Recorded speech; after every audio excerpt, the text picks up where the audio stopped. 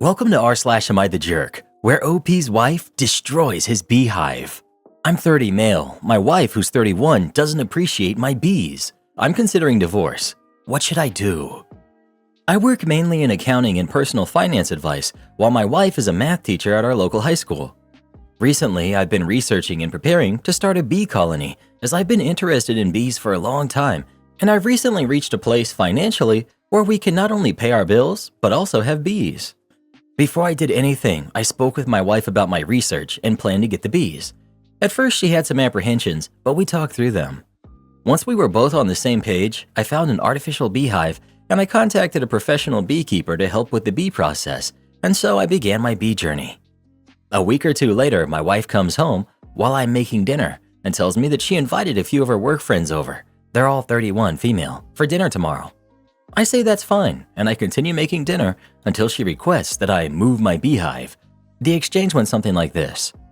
Wife: while I clean the house, would you mind moving your hive? It's an eyesore. Me: I'm sorry, but what do you mean, eyesore? It's outside and has plenty of distance between itself and the house. Wife: I know, but I want it further back. It just doesn't match the house, and I don't want my work friends thinking I let this house go into chaos when I'm not around. At this point, I had finished dinner and I was setting up the table when I asked her, why is this an issue now? Didn't we agree on the placement before I even got the hive? And besides, it's hard to move a hive once it's placed.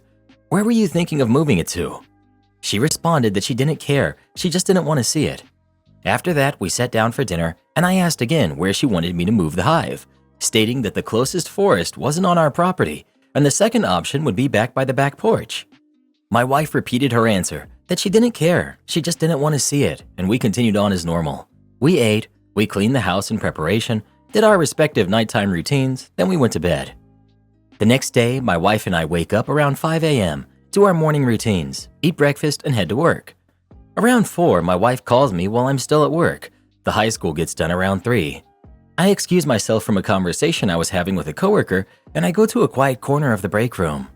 I pick up, and my wife starts screaming at me that I didn't move the hive, and now her work friends have to see my hideous beehive. I try and get her to calm down by apologizing and saying I forgot, and that I can drive over and move it quickly. My wife cuts me off and says it's too late, and she'll do it herself before she hangs up. I'm standing in the break room, confused and angry, so I try and focus on my work and deal with it later. I get home that night to my wife sitting at the table reading her book. She welcomes me home, and I ask about her day. She says, it was good, a little stressful, but nothing I couldn't handle. I then decide to bite the bullet and ask about the hive and how she handled it. Wife: oh yeah, your bees, I almost forgot. It was hard moving the beehive because the bees kept stinging me. So when I tried to set it down, it fell and broke. So I left it there because it is your hive after all. Me: you broke my hive? How long has it been sitting like that? Wife: it's been like that since I called you. I looked out the window to see my hive laying on the ground. Parts of the walls were broken, as well as the legs and other crucial parts of the hive. When I took a step outside to get a closer look, I saw my bees flying around, unsure of where to go. I called the beekeeper contact and asked for a description of the damage. When I told him, he said that there isn't much he can do, but he'll call a friend to try and fix the things they can. I thanked him, hung up the phone, and walked back inside feeling defeated. When I re-entered the house, I walked upstairs, not even glancing at my wife. I took a shower and cried. My dream of having a beehive of my own was gone, and there wasn't much I could do.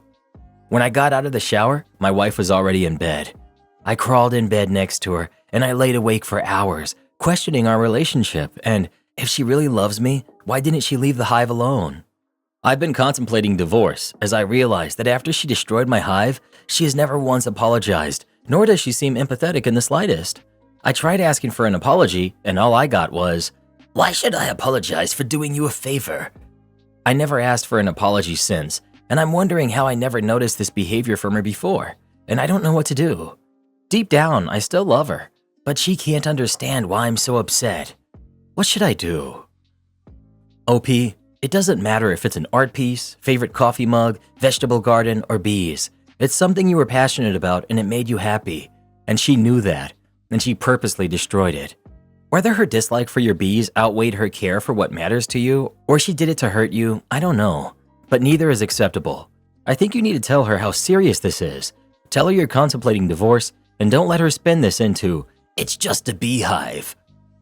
Nah, bro, she seems awful. Someone who loves you would never destroy the things you're passionate about. That's just gross. Buddy, she destroyed it on purpose. She didn't drop it. It wasn't accidental. She destroyed it on purpose. I'd be more than thinking about divorce.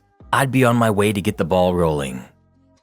My wife left me after she got in shape, and now she wants to get back together with me. I, 32 male, was married to my wife, 33 female, for 4 years, and we had a great marriage so far. I was madly in love with my wife. She fell into depression mainly due to her job in 2022. I tried to support her in every way and suggested her going to the gym or doing any kind of sports to de-stress. I had my own depression episode before we got married, and what saved me was going to the gym. She agreed to that, and we started going there together. I could not go as frequent as in the past since my workload got heavier after my promotion. However, I tried my best to be there with her. She used to be a bit overweight, and after seeing some changes with herself, she started to go regularly. It also helped with her depression, and she got better. I was really happy to see her feeling better. She looked more confident, got more aggressive, and so on. However, after a while, that confidence started to affect our relationship for worse. She started going to the parties and going outside to a point she completely stopped doing her share in the house. Then I saw her starting to get flirty with a guy at a meetup we went to. I communicated my feelings to her and she dismissed it. After several of these, I had her sit down with me and told her that she's riding high on her newly found confidence and emotions right now. I clearly stated she should not make decisions or actions according to that confidence right now. I know it well. It was one of my worst traits. I used to be extremely emotionally driven in the past. I suggested we go to a marriage counselor and all heck broke loose. She said vile things to me, like realizing that she had settled for me, and after getting better, she realized she could do much better than me. She said I'm insecure, among other things. This woman used to be the sweetest person on the earth, and I was shocked after hearing these things she said to me. She filed for divorce the following month, and I didn't hear much from her other than through our lawyers. Our court hearing is scheduled to be next month, and my lawyer told me there's a high chance it'll be concluded then. There's not much to share. Similar income, only shared asset is our joint account, similar savings, and no kids. House is my mom's, so it's out of division. I accepted my marriage is going to end like that. Last week, she called crying and told me she regrets everything. She apologized over and over again, but I felt disappointed. Not angry, not sad, just disappointed. She did not text me or call me even once since the divorce started. I did not even know where she was since she had just left home. I told her there's no going back now. She's been messaging me nonstop. My family supports my decision and tells me that I shouldn't back down. My in-laws were shocked when they heard about the divorce. They're now telling me to rethink everything. I will 99.9% not back down, but as I said, just looking for validation and maybe wanted to vent. It didn't work out with the new guy, so now she's falling back to plan B, aka you. He most likely wooed her with lies and is now showing his true colors. Continue with the divorce and cut her off. For what it's worth, I don't think you'll find a person who would disagree with your decision. I wouldn't say the in-laws have your best interests in mind. I've lost almost 80 pounds this year since I've had heart problems. I decided I wanted to live, so I started to go to the gym every day. I've turned my health around and I look better and better every day. Lots of men in the gym notice me now. I get hit on and even had an older man try to kiss me. My husband loved me when I was over 300 pounds and he stayed. He stayed beside me at my worst and he definitely deserves me at my best. He isn't doing his best right now. As long as he's treating me well, I'm gonna stand by him, just like he did for me. He helped love me back to life. Now it's my turn to do the same. Am I the jerk for accusing my husband of treating me like the hired help instead of his wife in front of his family? I, 34 female, have been married to my husband for 4 years, together for 7.5 years, and we have 2 kids who are 2.5 and 5 months. My husband was married before we met. He and his ex-wife separated during her pregnancy with our daughter, who's 13, and divorced after she turned 1. To my stepdaughter, I'm dad's wife. I'm okay with that. We get along fine mostly. She does struggle to be left with me in charge. My husband knows this. We've discussed this at length. We've worked together to figure out solutions. We even talked with his ex, who's okay with me being around her daughter. I know some aren't, but did not like the idea of her daughter being with me if she could be with her. and generally didn't love that I would be in the parent role with her kid. She has a very big dislike of the idea of step-parents becoming just parents, and she's never wanted her daughter to view me as any kind of mother figure. So discussions were had and agreements were made. On to our issue. My husband always has a very busy period of work in June and July, and he's basically just come home to sleep and nothing else. In June, his ex is having surgery and will be out of commission and in the hospital for some time. The ex's surgery was not mentioned to me at all, but Saturday night, while we were at my in-laws' house, my husband started venting about his ex's surgery and her not wanting their daughter to be in my care all day long, and his daughter not wanting to have me in charge of her that much, and how he told them I would be doing it, and nothing they said or did would change this. He was upset with his ex and his daughter, a little for having such a dislike for me being in charge, even though we get along fine. I asked him when all this happened, and he said it had been a few days. He told me she would be with us from June 6th until July 4th, and possibly longer. That he was already told he will need to work most Saturdays in June and July. So he told me I'd need to figure out how to best deal with that. I asked him why he sprung this on me in front of his family instead of discussing it privately. He waved me off and said he knew I wouldn't say no because I love my stepdaughter and I understand that she needs to be with an adult. He saw an expression on my face and told me I couldn't be upset about it when I know my stepdaughter is still a kid. I told him I wasn't upset at her, I was upset at him. He told me he can't help his ex and his daughter being somewhat unreasonable. Mother-in-law chimed in and offered to take my stepdaughter during the daytime for June. He told her I would handle it. She should be with us. This is when I accused him of treating me like the hired help and not his wife because he wasn't discussing it with me and was making decisions for me without asking or discussing things through. It was afterward he told me I shouldn't speak to him like that in front of his family. Am I the jerk? Not the jerk. His ego is wounded, you dare say anything, but you're entirely right. You've told him it should have been discussed privately. He brought this to the family, not you. Also, if mother-in-law wants to help out, why isn't he on board? He sounds controlling. Not the jerk. He brought it up in front of his family because he thought if he did that, you'd have no choice but to go along with it. He gambled and lost. This is a custody issue. Your first step is your husband and his ex figuring out options of who will care for their daughter while her mom recovers from surgery. If they agree she should come to your house, the next step is asking if you're okay with that. Having your stepdaughter for a month is a big ask when you'll basically be on your own as he'll be working, and even more when the ex and the stepdaughter don't even want you in charge during that time. Your husband is telling you that you shouldn't speak to him like that in front of his family. It's pretty rich given how he was speaking to you. Not the jerk. He's treating you as a babysitter for his daughter rather than his wife. Guess that's what you signed up for when you married a man who has a kid. Property management tells me not to fix anything. Okay. Back in the 2008 housing crisis, I did some work on the side for a customer's computer system.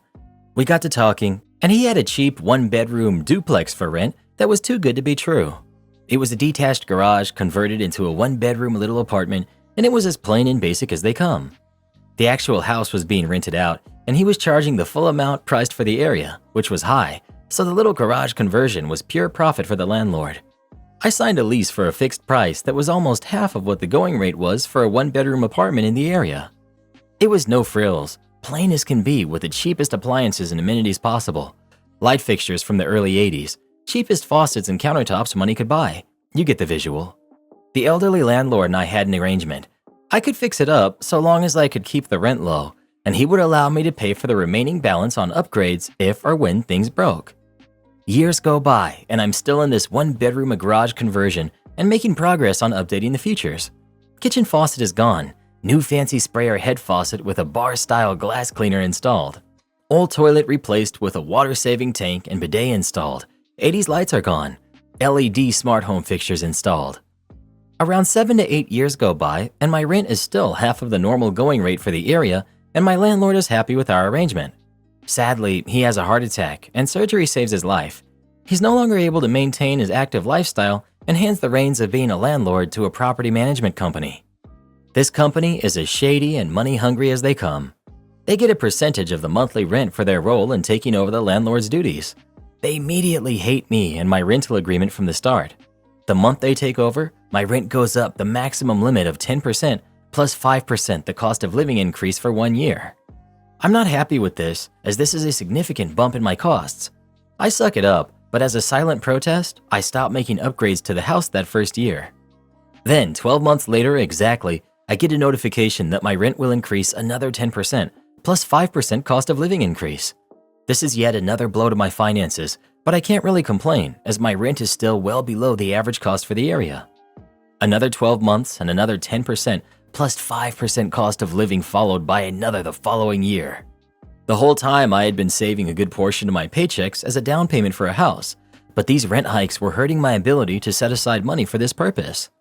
My landlord was not happy with the property management company he hired, but couldn't get out of his contract because they were doing maintenance and facility repairs like clockwork. Lockdown hits, and I had been in this place for 12 years by this point. My rent was still under the average for the area, but not by much. Seeing as this was now just a crappy one-bedroom apartment, I was looking for houses to buy to get me out of this rent gouging arrangement I was in. Right at the peak of lockdown in 2020, a pipe burst in the kitchen and floods the floors, ruining the crappy cabinets, the carpets, and the furniture I had nearby. I had renter's insurance that covered most of the cost to what I had lost. Not the nicest furniture, but my couch was a total loss. My desk, entertainment center, and my speaker were severely damaged. In comes property management to assess the repairs and gut out the damaged wood and carpets. I offer to pay for the upgraded wood and countertops as well as request hardwood floors. Nope, they deny my requests. I offer to do the work myself as I'm fairly handy. Again, denied with an actual written letter stating I'm not to do any work or maintenance on the apartment.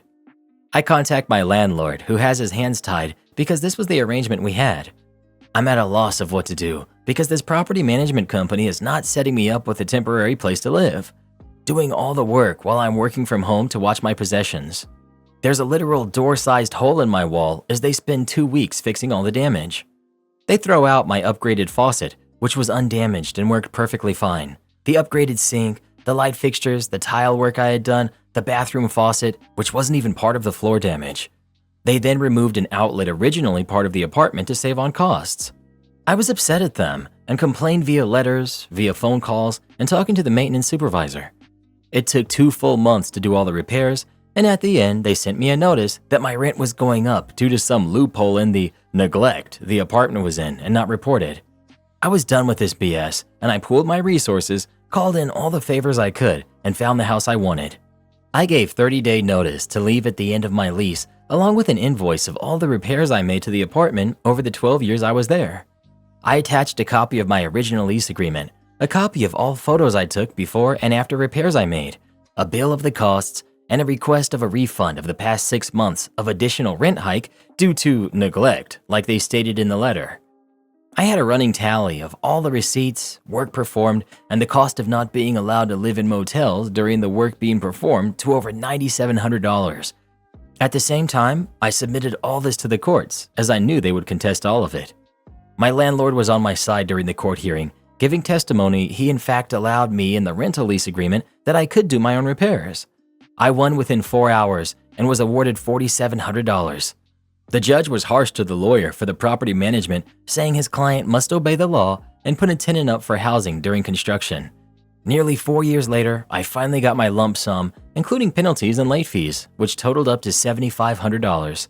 Sadly, my old landlord passed away, and his properties passed to his son, who immediately fired the property management company sometime early last year. Am I the jerk for not wanting my sister and her kids to move back into our family home? About a year ago, my mother suffered a health crisis, and as a result, I, 28 male, moved back in with her in order to take care of her. She still has some independence, but I drive her to and from doctors, go shopping for her, help with cleaning, etc. She can wash herself, walk around the house, etc., but not much more than that. My father passed a few years back, and up until I moved back in, she has been living on her own. Very recently, my sister, who's 30, and her husband, who's also 30, have separated on bad terms. Don't want to go into details, but it's a fairly hostile situation. My sister has 2 kids who are 1 and 4, and as a result hasn't worked in quite some time. Now she's in the process of trying to find a job, but with kids that is difficult. Because of this, my mother suggested that she should move back in so she could look after the kids. I'm strongly against this. I feel for my sister, but my mother can't even really look after herself anymore, let alone provide childcare for 2 kids. If she moved in, her kids would definitely become my responsibility, even though they both deny that, and I can't and don't want to add that to my plate. My sister and mother also argued that she could help with taking care of my mom, but honestly, she wouldn't be much help, and it certainly wouldn't make up for the added burden of having an infant and a small kid in the house. The house is big enough in terms of rooms for her to move in without a problem, but the fact that all the caretaking duties would inevitably fall onto me is what's making me want to put my foot down. I feel like a complete jerk, but I've considered telling my mother that if my sister moves in, I will move out. I'm getting a lot of repeat questions, so I've decided to answer them here because I realize my responses will get lost in the comments. 1. Yes, I work full-time. I'm a pathology resident. I pay for my own expenses and most of my mother's as well. I do not pay rent because my mother owns the house, but I do pay for electricity, water, heating, groceries, gas, and any out-of-pocket expenses at the doctor's. My mom has a small monthly pension that isn't able to cover her costs anymore due to the increase in medical costs, and inflation isn't exactly helping either.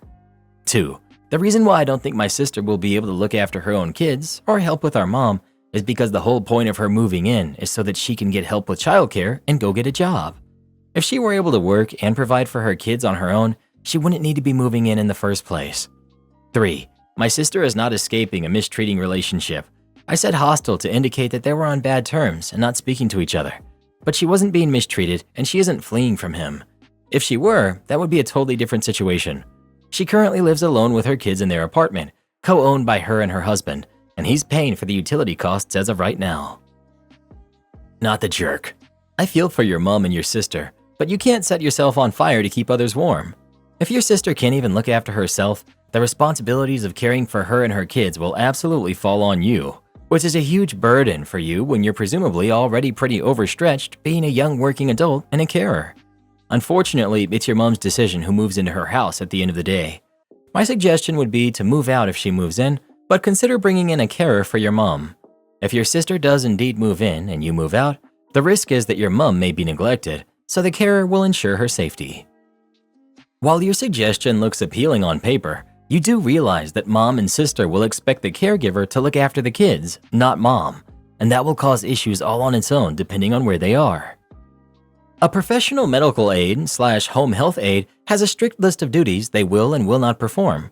If the aide mentions to their agency that the client is expecting childcare, the aide won't be sent back to that client. Of course, if they hire a random person with no training off of Craigslist or something, that would be different. Am I the jerk for flipping out on my mother-in-law and husband for eating all the food before I had eaten? Ever since I gave birth 4 months ago, so I have 4 kids total, my mother-in-law has been showing up whenever she wants, and when she's here, she's always helping herself to whatever she wants. She's never offered to help me or the baby in any way, shape, or form. She's basically here to see her son, and that's it. Like about 3 weeks ago, I made a small pot of coffee, enough for 2 cups. I went to go nurse the baby while waiting, and at some point, my mother-in-law shows up, lets herself inside. When I came out, she had drank the entire pot. I had no coffee grounds left, or she's eaten my leftovers straight out of the fridge multiple times, and she's always like, "Thanks for the food and the coffee," as if I offered it to her when I absolutely didn't, because all she's doing is making my life miserable. I told my husband to speak to her about it, and he told me he did, but I truly don't think so. I spoke up the last time she was here, 3 weeks ago, and told her she needed to stop helping herself because she's eating and drinking stuff that I wanted and or made for myself. She said, "Oh, I'm sorry," and then stopped coming around for a while. Well, today I made 4 homemade pizzas. I told the kids to come help themselves to dinner and that I had to go get the baby down for a nap real quick and I would be right back. Well, it took me about 45 minutes because the baby was fussy. I came back out and all the pizza was gone and my mother-in-law and husband are sitting there chowing away. I just said, "Are you kidding me right now?" My husband asked what was going on and I said, "You guys couldn't even save me 1 slice? Sure, let's feed the neighborhood before I even get to eat. That's so awesome of you guys. Thanks." And I start to walk off. My oldest son, who's 13, comes in and he's like, "Mom, I left you a plate.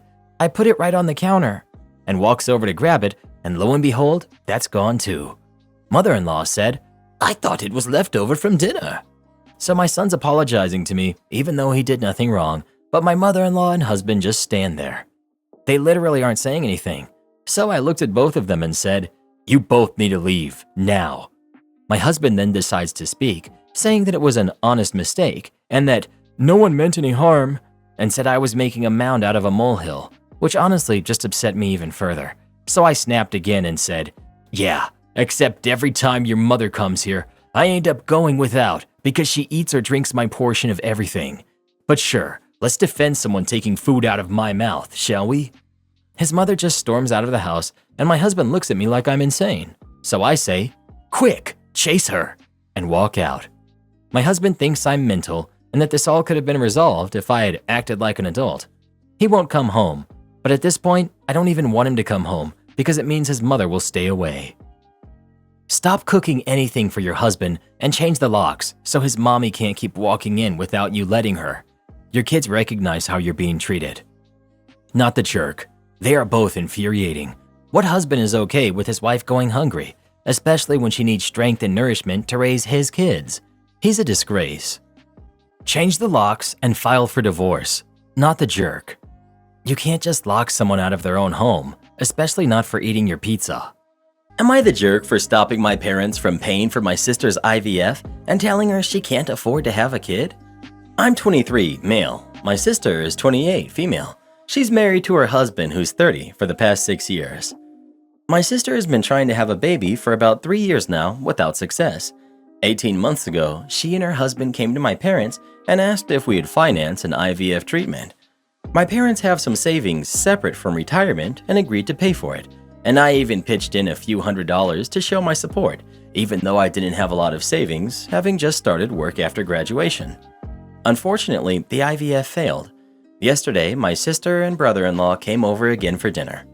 Afterwards, my sister said she wanted to try another round of IVF and asked my parents if they would pay for it again. I could tell my parents looked hesitant, but they agreed because my sister was crying. At this point, I stood up and said it's not right for her to ask again for our parents' money for something that didn't work before and may not work again. We argued a bit, and I admit that things got heated and we had a big fight. She yelled at me that it was none of my business. I told her if she can't pay for the IVF, then she needs to accept that she can't afford a kid. She told me to get out, but I refused. My parents were trying to calm us down. My mom started telling me that it's not my money, to which I replied that it's basically a gift to one kid and not the other, and that it was only fair that I be given a similar amount of money as to what they would spend on my sister. My sister started complaining that it's not a gift, it's a treatment for a medical condition, and if I'd expect payment if she had cancer and my parents paid for chemo. I told her not being able to have a kid poses no threat to her life the way that cancer would, and it's a completely disingenuous comparison. My dad finally stood up and yelled at both of us to shut up and sit down. Then he told my sister that they already paid for one, and I had a point that contributing to pay for it would be unfair. He said he's very sorry for what she's going through, but they need to accept things how they are. My sister started crying again, and her husband, who had been quiet and looking uncomfortable the whole time, took her and left. Today, my sister sent me some texts calling me a jerk for sticking my nose in her business and keeping her from having a baby. Am I the jerk? Not the jerk. The way you said it was harsh, bordering on jerk territory. But your parents were about to just hand over tens of thousands of dollars that they probably need for their retirement years because your sister was crying. Your sister is only 28. There's time for her and her husband to save the money to have IVF again in a few years, or they can ask other family or friends to chip in. But you did the right thing to help safeguard your parents' retirement needs. Yes, why don't they hit up hubby's family? And since OP chipped in the first round, I feel it is his business. He contributed to essentially a business transaction that failed. He hasn't even asked his sister for that money back. I get they want a kid of their own. She wants the whole pregnancy experience, but maybe they should consider adopting. A. They did, and his parents said no. Or B. He knows they'd never say yes, so OP's parents are an easier target. It sounds like OP's dad wasn't thrilled about paying again, but maybe didn't want to say no in the moment when faced by a crying daughter and potentially upset wife. I'd be surprised if he didn't pull the plug further down the line anyway. But OP needs to work on his delivery. The way he said it was like a jerk. No, they shouldn't consider adoption. Adoption isn't a magic get out of infertility free card. Adopted kids aren't consolation prizes for the infertile. Adoption is painful and messy and expensive, and people going that route need to be in it 100%, just go adopt needs to stop. You're the jerk. It's not your money and it's not your business. You're acting entitled by not only inserting yourself into your parents' decision, but then acting as though they owe you whatever they give her. Parents don't provide kids equally the exact same things in life. They provide them what they each need if possible. In your defense, you are only 23. Your brain is not fully formed and it shows. Your parents should be telling you to sit down and mind your own business, and if you're lucky, not decreasing the amount you may one day inherit by the amount you're pitching a fit about it. If your parents can afford it, it's their decision and theirs alone.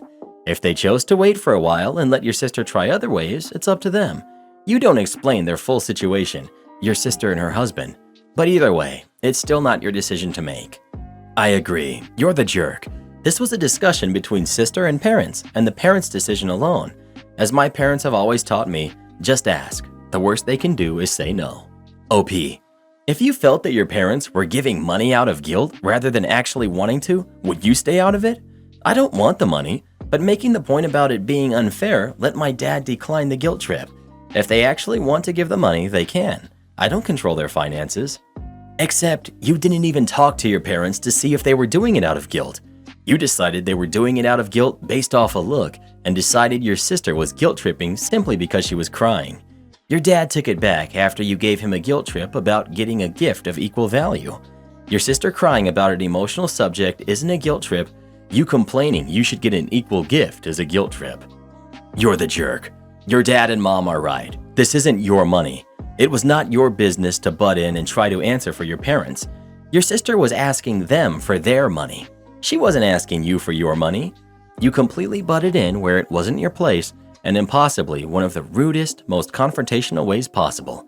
If you thought your parents were being taken advantage of, there were much more tactful ways to bring it up.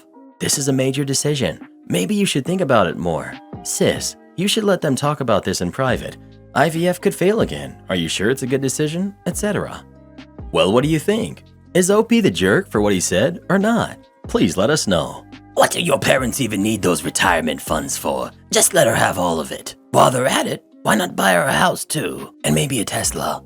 Car thief gets caught in the act, leaves her phone with tons of evidence. This is something that happened in my hometown. A week or two ago, someone, let's call him Joe, caught someone else, the thief, breaking into his car. Thief got so startled that when they took off, they left their belongings there, including their phone, which had no security on it. Well, because everything goes through your phone now, Joe was able to take over the thief's Facebook account and put them on blast. Joe has been posting all the screenshots of messages he finds incriminating thief in a series of crimes.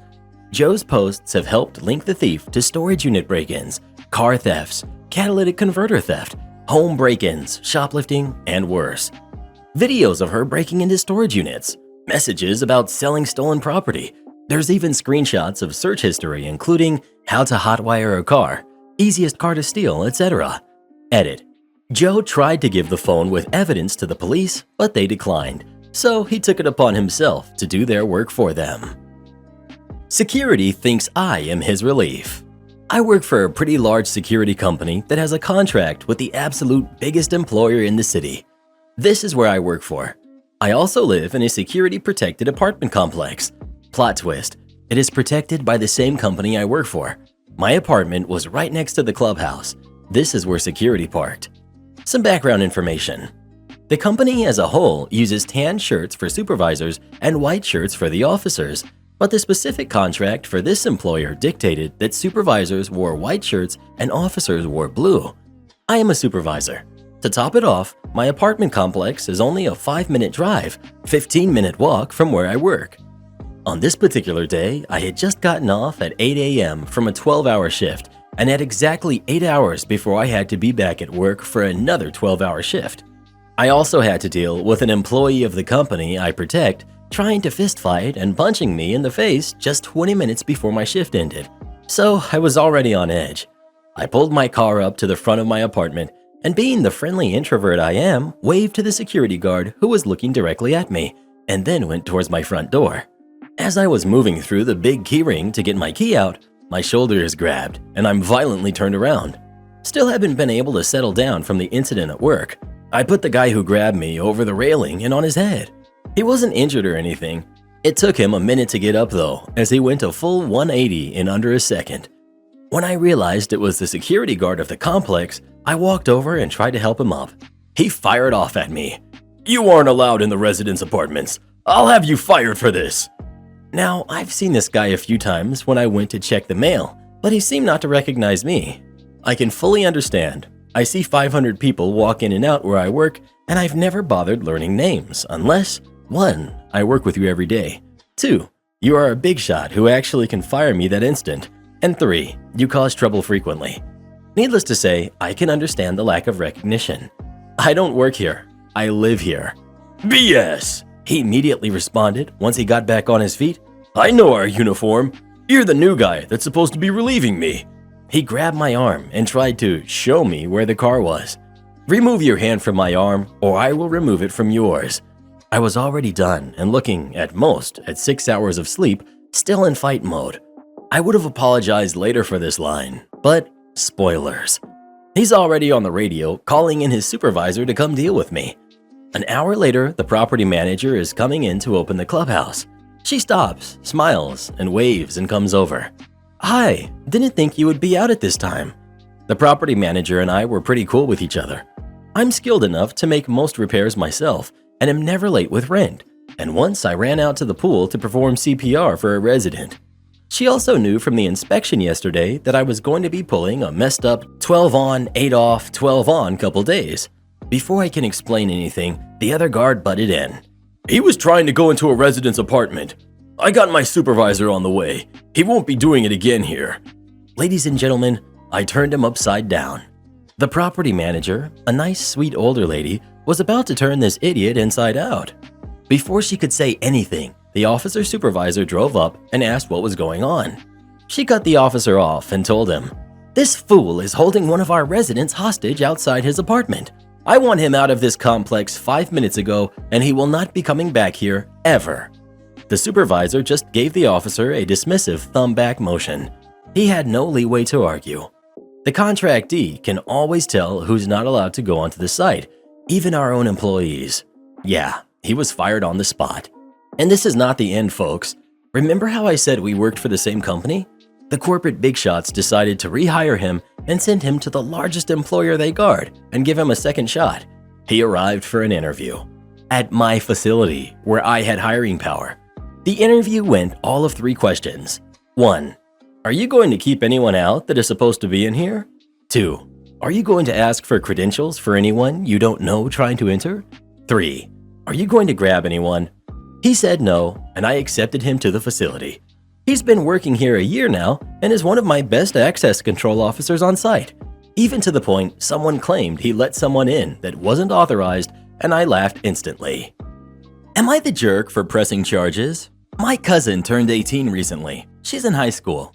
She doesn't have a car, and during her birthday weekend, thought her parents were going to buy her one. They didn't get her one, and she was pretty upset. I should note that I'm not very close with my cousin, or the rest of my extended family for that matter. I only heard about this through the grapevine from my dad. Anyway, my cousin texts me on the Friday before her birthday asking if she can take my car.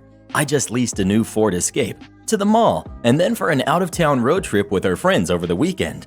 I tell her no. She begs and pleads with me. I tell her no again. My car is for me to drive and for me only. If she wants her own car, she can save up and buy one. She calls me a jerk and says that I ruined her birthday and that she's embarrassed because her friends think she got a car for her birthday, but she doesn't have one. I don't respond to her and think nothing of it. The weekend comes and I sleep in very late on that Saturday, waking up at 1 p.m. Don't judge. Even though my car is parked in my driveway and my gate is closed, I come to realize that someone egged and TP'd my car with many, many eggs and 5 to 6 rolls of toilet paper. And since the weather was warm outside, the raw egg baked into my car along with the dried up toilet paper, destroying the paint. Since I have security cameras around my house, I decide to go back and watch. At around 9:30ish that morning, I see my cousin and a bunch of her stupid friends vandalizing my car. I'm surprised she didn't smash the windows and poke holes in the tires too. To save my post from the 3,000 character limit, I obviously pressed charges and my cousin is in legal trouble. Her and her parents are really upset with me for pressing charges, Her parents tell me that she's just a kid and that she's been through a lot of emotional stress doing virtual schooling for this past year, and that I should take that into consideration and that I should be ashamed of myself for pressing legal charges against my baby cousin, that I'm almost 30 and don't I remember what I was like at that age? I do remember, and I wasn't stupid enough to egg anyone's car. And can't she work something out with me, like doing chores around my house for money if I drop the charges? That she's young, that she doesn't need a felony on her record, etc., and that it was just a prank. Right after I pressed charges, my cousin was calling and texting me over and over saying that this could have been avoided had I let her take my car. Am I the jerk in this situation? I need to add that my cousin already has a felony on her record, a DUI. She's not remorseful of anything. Also, my aunt and uncle will not pay me for the damages. They just want me to drop the charges and pay for everything myself like nothing happened. They are cheap. Well, what do you think? Should OP drop the charges or not? Please let us know. Definitely don't drop the charges, but do send the security camera footage to anywhere that your cousin applies for a job. Got told to buzz off by my assignment group, so that's what I did. I do a computer science degree at university. We had a group work project which is set out in 2 stages. Part A involved making an application and writing a report about it, 50-50 split. Part B, we got feedback from Part A and had to improve upon it. In total, it was 100% of a module. It is also important to note that there's a group contribution report, GCR, where each student puts in how much they think each student has done. I was in a randomly selected group with 4 others. We each picked a part of the work that we wanted to do. I was apparently the group's most confident coder, so assigned myself about half of the code, and finished up my work in about the first 3 weeks and work on other projects I have for other modules. Then, soon after I finished my work, the others asked me if I could do their parts of the code too.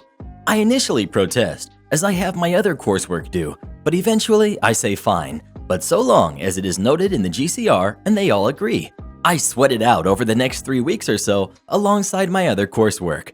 I contacted my module organizer, explaining that I had done half the work, and they suggested if people weren't pulling their weight to leave the group, taking my code with me, and do the report. That would mean I would need to work flat out to produce the report and probably would mess it up. I didn't want that. The deadline was in about a week. Then I got asked to do some of the report too, because they didn't understand how the code worked. By this point, I felt pretty used by them. Didn't really mind so long as I got the marks. All in all, I worked out that I had done the workload of 3 people. There was talk amongst the others of all writing that we each contributed 20% of the workload to make us look better as a team. I flatly refused. They exploded, calling me every name under the sun, telling me to buzz off. I sent off my GCR with 60% for me and 10% for each of the rest, and thought that was that.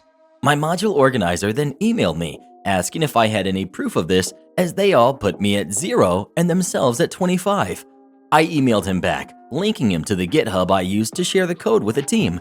GitHub is a source control that shows who made changes to the code, and showed him that all of the commits, versions of the code, were done by me, proving that I did all of it. And thankfully, we did the whole report on Google Drive, so I could also see the history on that document and sent him screenshots of all the alterations made by me, proving that I wrote about 20% of the report also. He added it all up and made a special exception for my group, saying he would give me most credit for the work. I think I ended up getting a 65, and they all get 11 for the whole coursework, Part A. They would need 69% to even pass the module. So it turned out I messed up on a bit of the code, only getting about 50% of the marks, with like a massive issue in it. Dumb me. For anyone interested, I didn't make an MVC structure correctly, but my report sections were near perfect. Spelling mistakes, a common thing I do, and formatting, etc. There were a few glaring mistakes from the report that they had written, but other than that, not bad. When they found out their marks, they started calling me up and emailing me and messaging me almost for about 3 hours. I was happily out at the time and didn't have my phone with me, so I didn't respond. My module organizer sent an email explaining that they had lied and he had proof about it, so corrected the marks accordingly. When I got back to my phone, I screenshot all of the messages that they had sent and recorded all of the voicemails, including the ones they had sent previously, including multiple occasions where everyone in the group had told me to buzz off. And buzz off I did. I sent all these voicemails and screenshots to my module organizer, requesting that I leave my group, and understand that it is more work for me, but I'd rather not deal with that. He agreed and also escalated the messages to someone higher up. At this point, I quit the group and decided to work on part B by myself, taking all of my code with me, removing their access to all of it. I, of course, asked my module organizer first, and they said it was fine as it was my work, and if I was no longer in their group, the others couldn't submit it. I fixed the error in the code in about 2 weeks, then did the whole report from scratch almost, and added a load about the fix taking me about 7 weeks. I then get messages from the group to please come back, we really need you kind of stuff on the few days of the assignment. They even offered to pay me. I screenshot it and send it to the module organizer just to let him know what's happening and then just ignore them. I ended up submitting 2 weeks early for the deadline and got 100% on the whole section 2, which is basically unheard at university, especially by yourself for group work. Later that day, I get an email from a plagiarism and collusion officer, not someone you ever want to get an email from. Basically says I'm summoned to a hearing as an external body looked at both my group, me, myself, and I, and my old group's coursework and thought it was very similar. I get the whole project that my group handed in and my own back as evidence so I can look and prepare my answer to their questions. I email my module organizer, ask if he supports me in this because basically they can punish all of you or one group, never nobody. He says yes, he supports me in this. Perfect. I prepare for this meeting by going through the hundreds of commits I have made while they had access to find the one that is most similar to it. I had a perfect match, 0 differences, not even a single character, through the thousands of lines of code. So I turn up to this meeting. There's the VP of computing there, guy who basically could do whatever the heck he wants to us. My old group, when asked to present their answer as to why this has happened, go on about how they did all of this by themselves, blah blah blah. You get the point. This goes on for about 10 minutes. Then I'm asked to present my argument. I ask if I can share my screen. VP, yeah, okay. Puzzled. So I share it. I show all of the screenshots I took, as some of the people in the meeting weren't aware that we knew each other, including them basically begging for me to come back, offering money to. And as if this wasn't enough to convince them, I then showed me downloading a fresh version of what they submitted and a fresh version of one of my commits on the GitHub and running it through a trusted comparison software. I narrated this to explain what I was doing just to be clear. Took a while, but came up as I knew it would. 0 differences. Everyone was stunned. One of the group members uttered, "But..." I just laughed and was quickly asked to hang up as I was no longer involved. Turned out they had cloned one of my commits and still had a copy on their laptop when I blocked their access, not being able to fix it at all, so just submitted it and hoped for the best. One of my friends, who is friends with one from the old group, asked what grade they got, and they said they all failed the whole module, as they got a 0 for the second section, giving them just 5.5% overall for the module. You need 40 to pass, and would have to retake it over the summer, costing them and everyone in my old group their placement year jobs. After all, who wants someone who failed a module so badly and who is intellectually dishonest working for them? This meant they had all lost out on being paid around $20,000 each for the year's work, which goes a long way for a uni student, while I happily get mine. Have you ever had to work with a group that you just couldn't stand? If so, how did it go? Please let us know. Every time I attend an HOA meeting, am I the jerk for telling my husband he's either married to me or his coworker? I'm 37, female, and my husband, 40, male, has been working at his company for 10 years as a maintenance supervisor. About a year ago, they hired Tabitha to work in their accounting department. Since the day she first started working there, she's had an infatuation with my husband that is now becoming very unprofessional. This started when the heat went out in her office. My husband's job as supervisor is to assign tasks to his employees.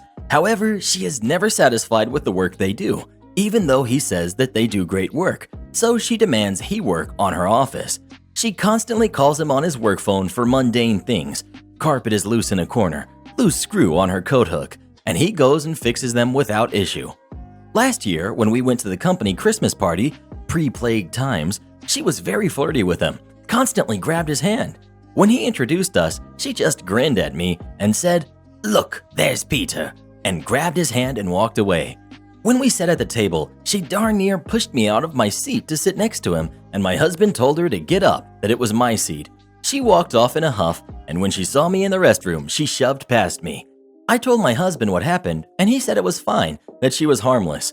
I told him that she was not fine, and that she clearly has feelings for him, and she was acting like a jealous girlfriend. The past few weeks, this has ramped up to an astonishing level. She recently moved into a new house, and my husband and some of the other guys from work helped her move and put her things together. He gave her his personal cell phone number, and she's been calling and texting nonstop about things that she needs help with. Multiple times a day, at all hours of the day and night, she will call and text him for help. Last night at 2 a.m., she called about her heat not working right. My husband said he would go over and look at it after work. I broke down. I told him he was not going, and that she could call a technician like everyone else, and that he is not her personal maintenance man. I told him very clearly that she has feelings for him, and he is so dense he can't see it. I told him that while it is nice to help on occasion, she calls him all the time asking for help with things that she can do on her own, like moving boxes or furniture, or pay to have a repair person come and fix. I told him that once he gave out his personal phone number, that he crossed a line, and I am not comfortable with it. He said that this will most likely be an easy fix and it won't take long. So I cried and told him that he can either be married to me or married to her, but I wasn't going to be the third wheel in my own marriage. He says he does not have feelings for her and that I am overreacting to him just wanting to help a friend. I feel otherwise. Am I the jerk?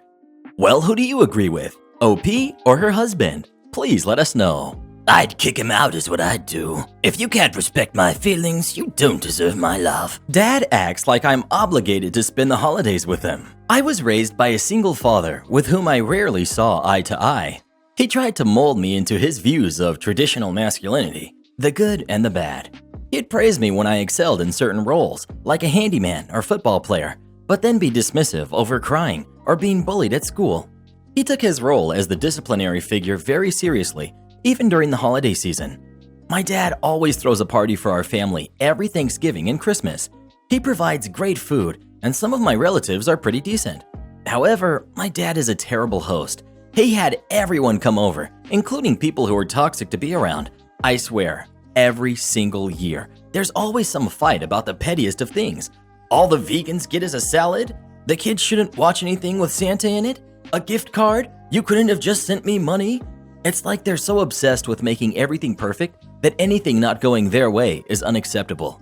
On top of all of that, my dad pretty much makes the parties all about him. He tries to micromanage a lot of the activities, from the movies we'd watch to whatever we made conversation about. The worst was when he'd brag about me into sounding like he molded me into his views on traditional masculinity. He'll brag about how I was the MVP in youth football, even though I hated it, or that I kicked butt in martial arts, even though that's not what it was about, nor why I enjoyed it. When I mention achievements I'm actually proud of, like taking up creative writing or a new book I'm reading, he'll pay no heed. My dad says he's happy I have a girlfriend, and he also says he's glad I didn't turn out with a guy. As far as gifts go, he'd only get me things that he approved of, whether I wanted them or not. New boxing gloves or clay pigeons? Heck yeah. A PS4 or a 3DS? Could be worse. A journal or the entire Harry Potter book series? No, I won't do that to you. Basically, I've come to associate the holidays with my dad asserting more dominance than usual and being forced to interact with toxic family members. Fortunately for me, my girlfriend's dad invited me to spend both Thanksgiving and Christmas with them. Finally, I think I'll get to enjoy myself for a change. Then, earlier today, my dad called asking me when I'm coming over for Thanksgiving. I told him I already said I wasn't coming and that I'd be going to my girlfriend's place. He said things like, "You always spend the holidays with your old man," or "Your cousins like seeing you, you know?" My cousins have stopped coming over for the holidays for years. I tried arguing that inviting family over might not be a good idea anyway due to what's going on. People like my grandpa or Uncle Devin are at higher risk. He called BS on that since "You don't seem worried about giving your girlfriend the sickness." I've tested negative and nobody coming over is at high risk. Then my dad went on this tirade. "Oh, I see how it really is. You still think I'm a terrible father, right? You'd rather throw me and your whole family under the bus when all we want is to spend the holidays with you. I'm offering you free food and family time, but you'd rather flush it down the drain than be grateful I'm even allowing you into my home. You're welcome, by the way." I've told my dad many times how bad he makes me feel about myself or even just in general. He'd argue, "I gave you everything you needed to survive in this tough world. If I made you feel that bad, how'd you get so good at karate? You wouldn't even know how to get a girlfriend if it weren't for me." In other words, my feelings are invalid because I still succeeded in some aspects of my life.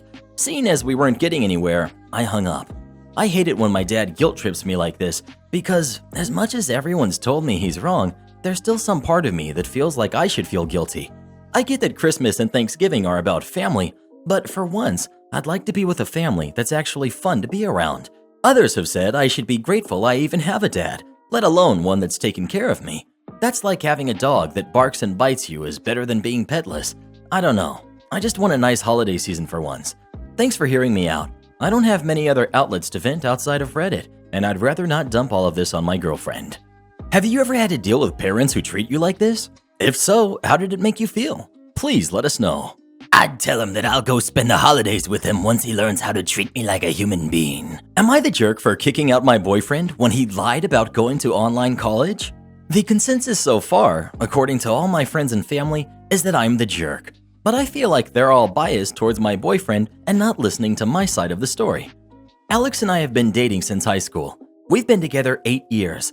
Last year, he decided to start college for a degree in graphic design, and his parents are paying for his tuition. He was living in a college dorm first semester. Then everything started, and he was removed from campus housing, and we decided to move in together.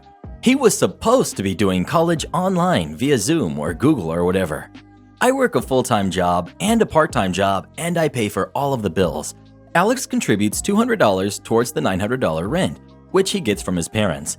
I've been supporting him without any complaints because I know when he's graduated, he'll be able to support both of us on a nicer salary than what I make as a grocery clerk and delivering pizza. Last week, Alex confessed to me that he finished second semester of freshman year online and then decided to drop out because he didn't like the online classes. Up until now, I was under the impression that he was still in class because he spent most of his time on his laptop. I asked if he was looking for a job, and he said no. He said his job is keeping the house clean and cooking dinner, but I feel like that's minimal effort. We live in a tiny apartment. We do not have pets, we do not have kids. Vacuuming once a week and making a meal for 2 people is not a real job. I took his keys and told him to leave. My name is on the apartment lease, and I pay the rent. I think we were both thinking it'd just be for a night or 2, but it's been a week now, and he's only come back once to get some of his stuff he forgot. I haven't packed anything up yet, and I'm not sure if I want him gone for good or not. I really don't think this is worth breaking up over, and I love living together with him, but I don't want to support an able-bodied adult man if he's not at least trying to do something to better himself. He's staying at his mom's house now, and she's upset with me. My own parents think I'm being ridiculous and overreacting. Our friends have all taken his side, and one of them even called me horrible for kicking him out. Alex hasn't said one way or the other whether he wants to come back. We actually haven't spoken/messaged much at all since I kicked him out. Am I the jerk? Well, what do you think? Was it wrong for OP to kick out her boyfriend or not? Please let us know. No, kicking him out was the best thing she could have done. The boy's already got one mummy, he doesn't need 2. Restaurant team can't figure out their billing software. I set it up for them and print my own bill. Background. This happened nearly a decade ago. I was working at a startup e-commerce venture. We were a small team, and it was my job to put in the processes and train the staff. Every month, I would work on one department and document the IT, reporting, and other processes they need to follow, train them, and identify the person who could lead the team.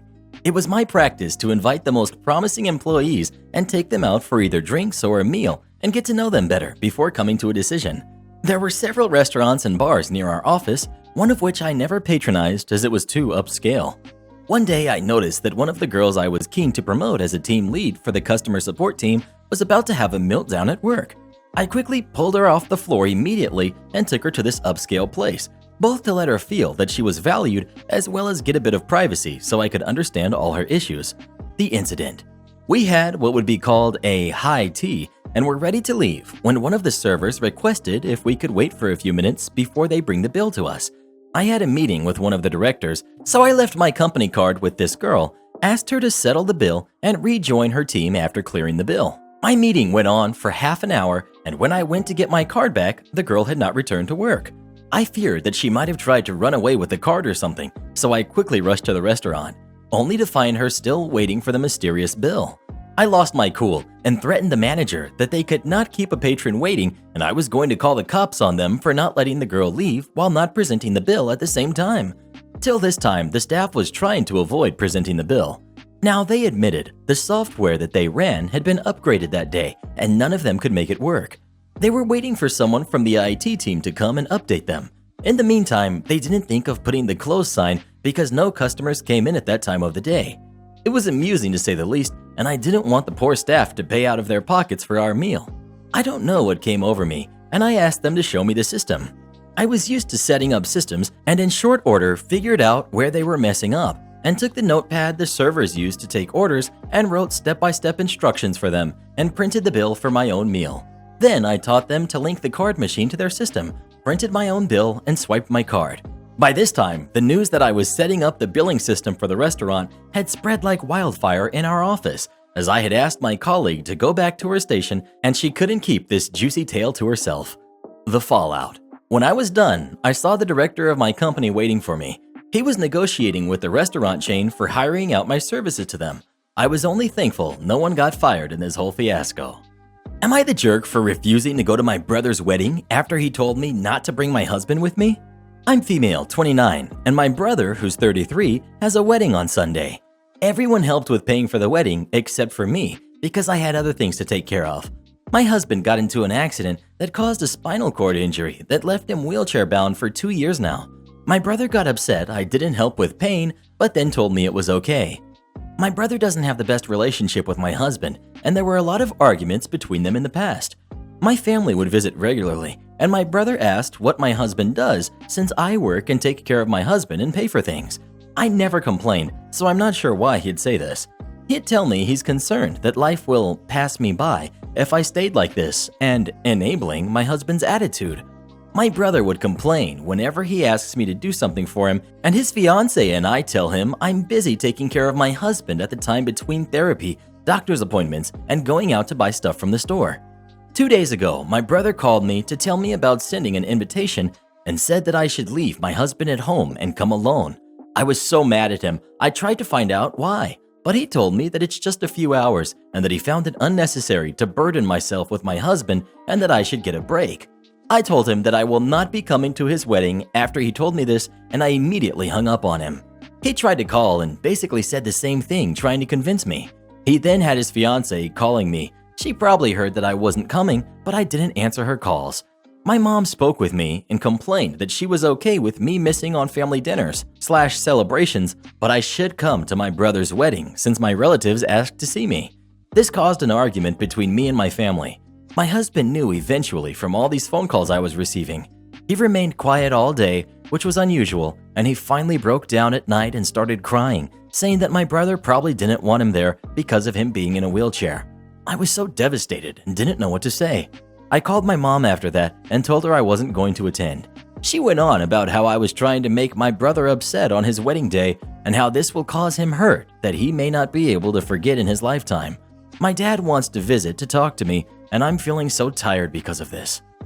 Well, what do you think? Should OP go to her brother's wedding or not? Please let us know. No, and she shouldn't be talking to him either. That guy's got some nerve. Am I the jerk for helping my former students despite my girlfriend telling me not to? I, 33, male, used to teach history at high school A for 5 years.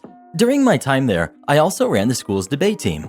The school I worked at was fairly small, so I was able to get to know my students fairly well. I had an open door policy with all of my students and those on the debate team.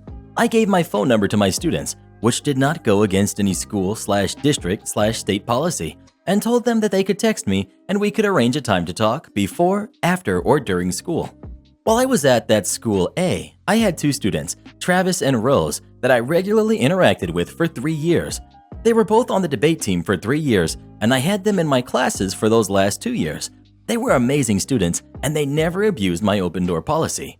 This past June, my girlfriend, 31, female, of 5 months and I moved to a city 3 hours away to teach at high school B. I didn't hear a word from any of my former students after the move until last Friday. Travis and Rose sent me a group text in the evening asking if I was willing to join a Zoom call with them sometime soon. They explained to me that they were being bullied in person and harassed online by a group of seniors. They gathered a lot of evidence but wanted my input on if it would be enough to get the school to do something. I agreed to do a Zoom call with them the following day. During the Zoom call, both students were at their wits' end. I spent the first 20 minutes of the call with them just having a normal conversation and offering some assurances as needed. My girlfriend walked into my office during this period and demanded that I leave the call right away. I quickly excused myself and took her out of the room where she started yelling at me. She claimed that I was being inappropriate and should not be talking to Travis and Rose anymore since they're no longer my students. I tried to explain that they trust me and needed someone to help them, so I was not about to turn them away.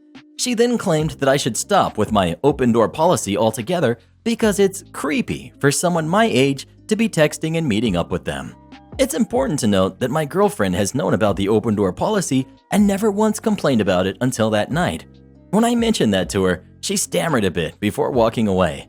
I then resumed my meeting with Travis and Rose, which lasted for roughly an hour. Ever since, my girlfriend won't talk to me and insists that I'm being a creep.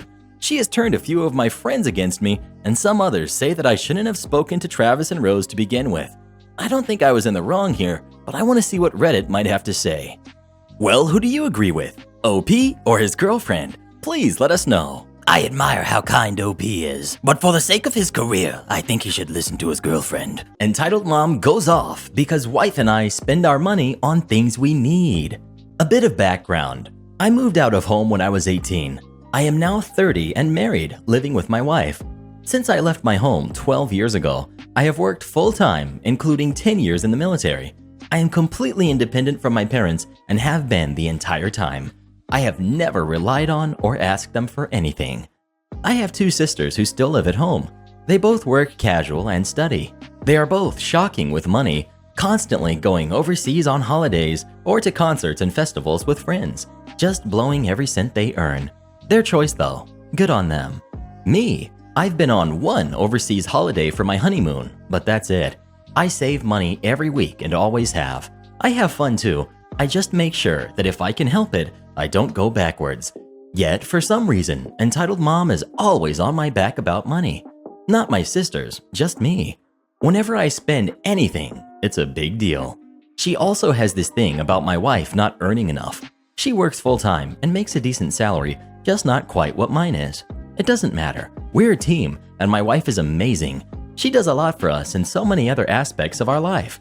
Entitled Mom is always saying that my wife is just playing me for my money, and one of these days she will leave me and take half, which she apparently hasn't earned. Well, that's all BS. My wife and I have a great marriage. She's an amazing woman, and even if she did become unhappy and want to leave, she would absolutely deserve half, as income is only a small part of what someone brings to a marriage, and my wife is an absolute star. Honestly, I think it just makes Entitled Mom mad that we don't need her. So anyway, the story. Recently, there was a large hailstorm in my city. There was widespread damage. Thousands of vehicles were destroyed, including my wife's car. Luckily, the car was insured, and after a couple of weeks, we received a decent payout. Although my wife loved her car, we did see this as a bit of a blessing in disguise, as we had an old personal loan outstanding as well as a credit card with a little owing also. The plan was to completely pay off both of these, close the accounts, and with what was left, buy my wife a car. Then, if there was still some left, we would put some extra cash against our home loan. Yes, I know it sounds like we are drowning in debt. I assure you, we are not. Our situation is very manageable. We make all payments on time and still manage to put something away every week for ourselves. So anyway, this was all a few weeks back, and since then, we have done all of the above as planned. We are extremely happy as we have wiped a lot of our debt, everything except the home loan, and my wife loves her new car despite it being a bit of a downgrade. Since all of this occurred, I had not heard from Entitled Mom. My parents are retired and traveling the country in a caravan, so I'm not bothered by this. Yesterday, I decided to call and check in. Things are normal at first. Conversation is pleasant, but I can tell Entitled Mom has something on her mind, so I ask if something's wrong. The floodgates are opened. She's been holding this in for weeks. I paraphrase, but here's how it went down. Entitled Mom: I'll tell you what's wrong. Your wife spending $35,000 on a car when you have a home loan to think about. Your wife is manipulative and selfish, and you are a gutless pushover. She will send you broke, and your father and I won't be there to pick up the pieces. Me. Whoa, what the heck? First of all, why on earth do you think we spent that on a car? Where would you have even got that number from? Reminder, I haven't spoken to Entitled Mom in weeks. As far as I know, she had no idea we had bought the car yet. Your sister showed me your wife's Snapchat story. There was a photo of the car with the price in the window, so don't lie to me. Me. Well, that photo was taken before we even spoke with a dealer. The price in the window was $32,000, not $35,000, and that was the original price. There was a sale on, dropping at $6,000, and I was able to talk them down further, $3,000. On top of all that, my mother-in-law gave my wife some of her nan's inheritance to go towards it. Entitled Mom, casually moving past the part where she was wrong. Well then, tell me what you paid for it. You know what? No, I don't owe you an explanation, and after the way you just attacked me, you won't get one. If you wanted to know, maybe you could have called and asked how we were going with the car situation at some point over the last few weeks, but I haven't heard from you, and our finances are none of your business anyway. Entitled Mom hangs up. Haven't heard a thing from her in days now, and don't expect to for a while. Spoke to my dad. His advice is, don't poke the bear.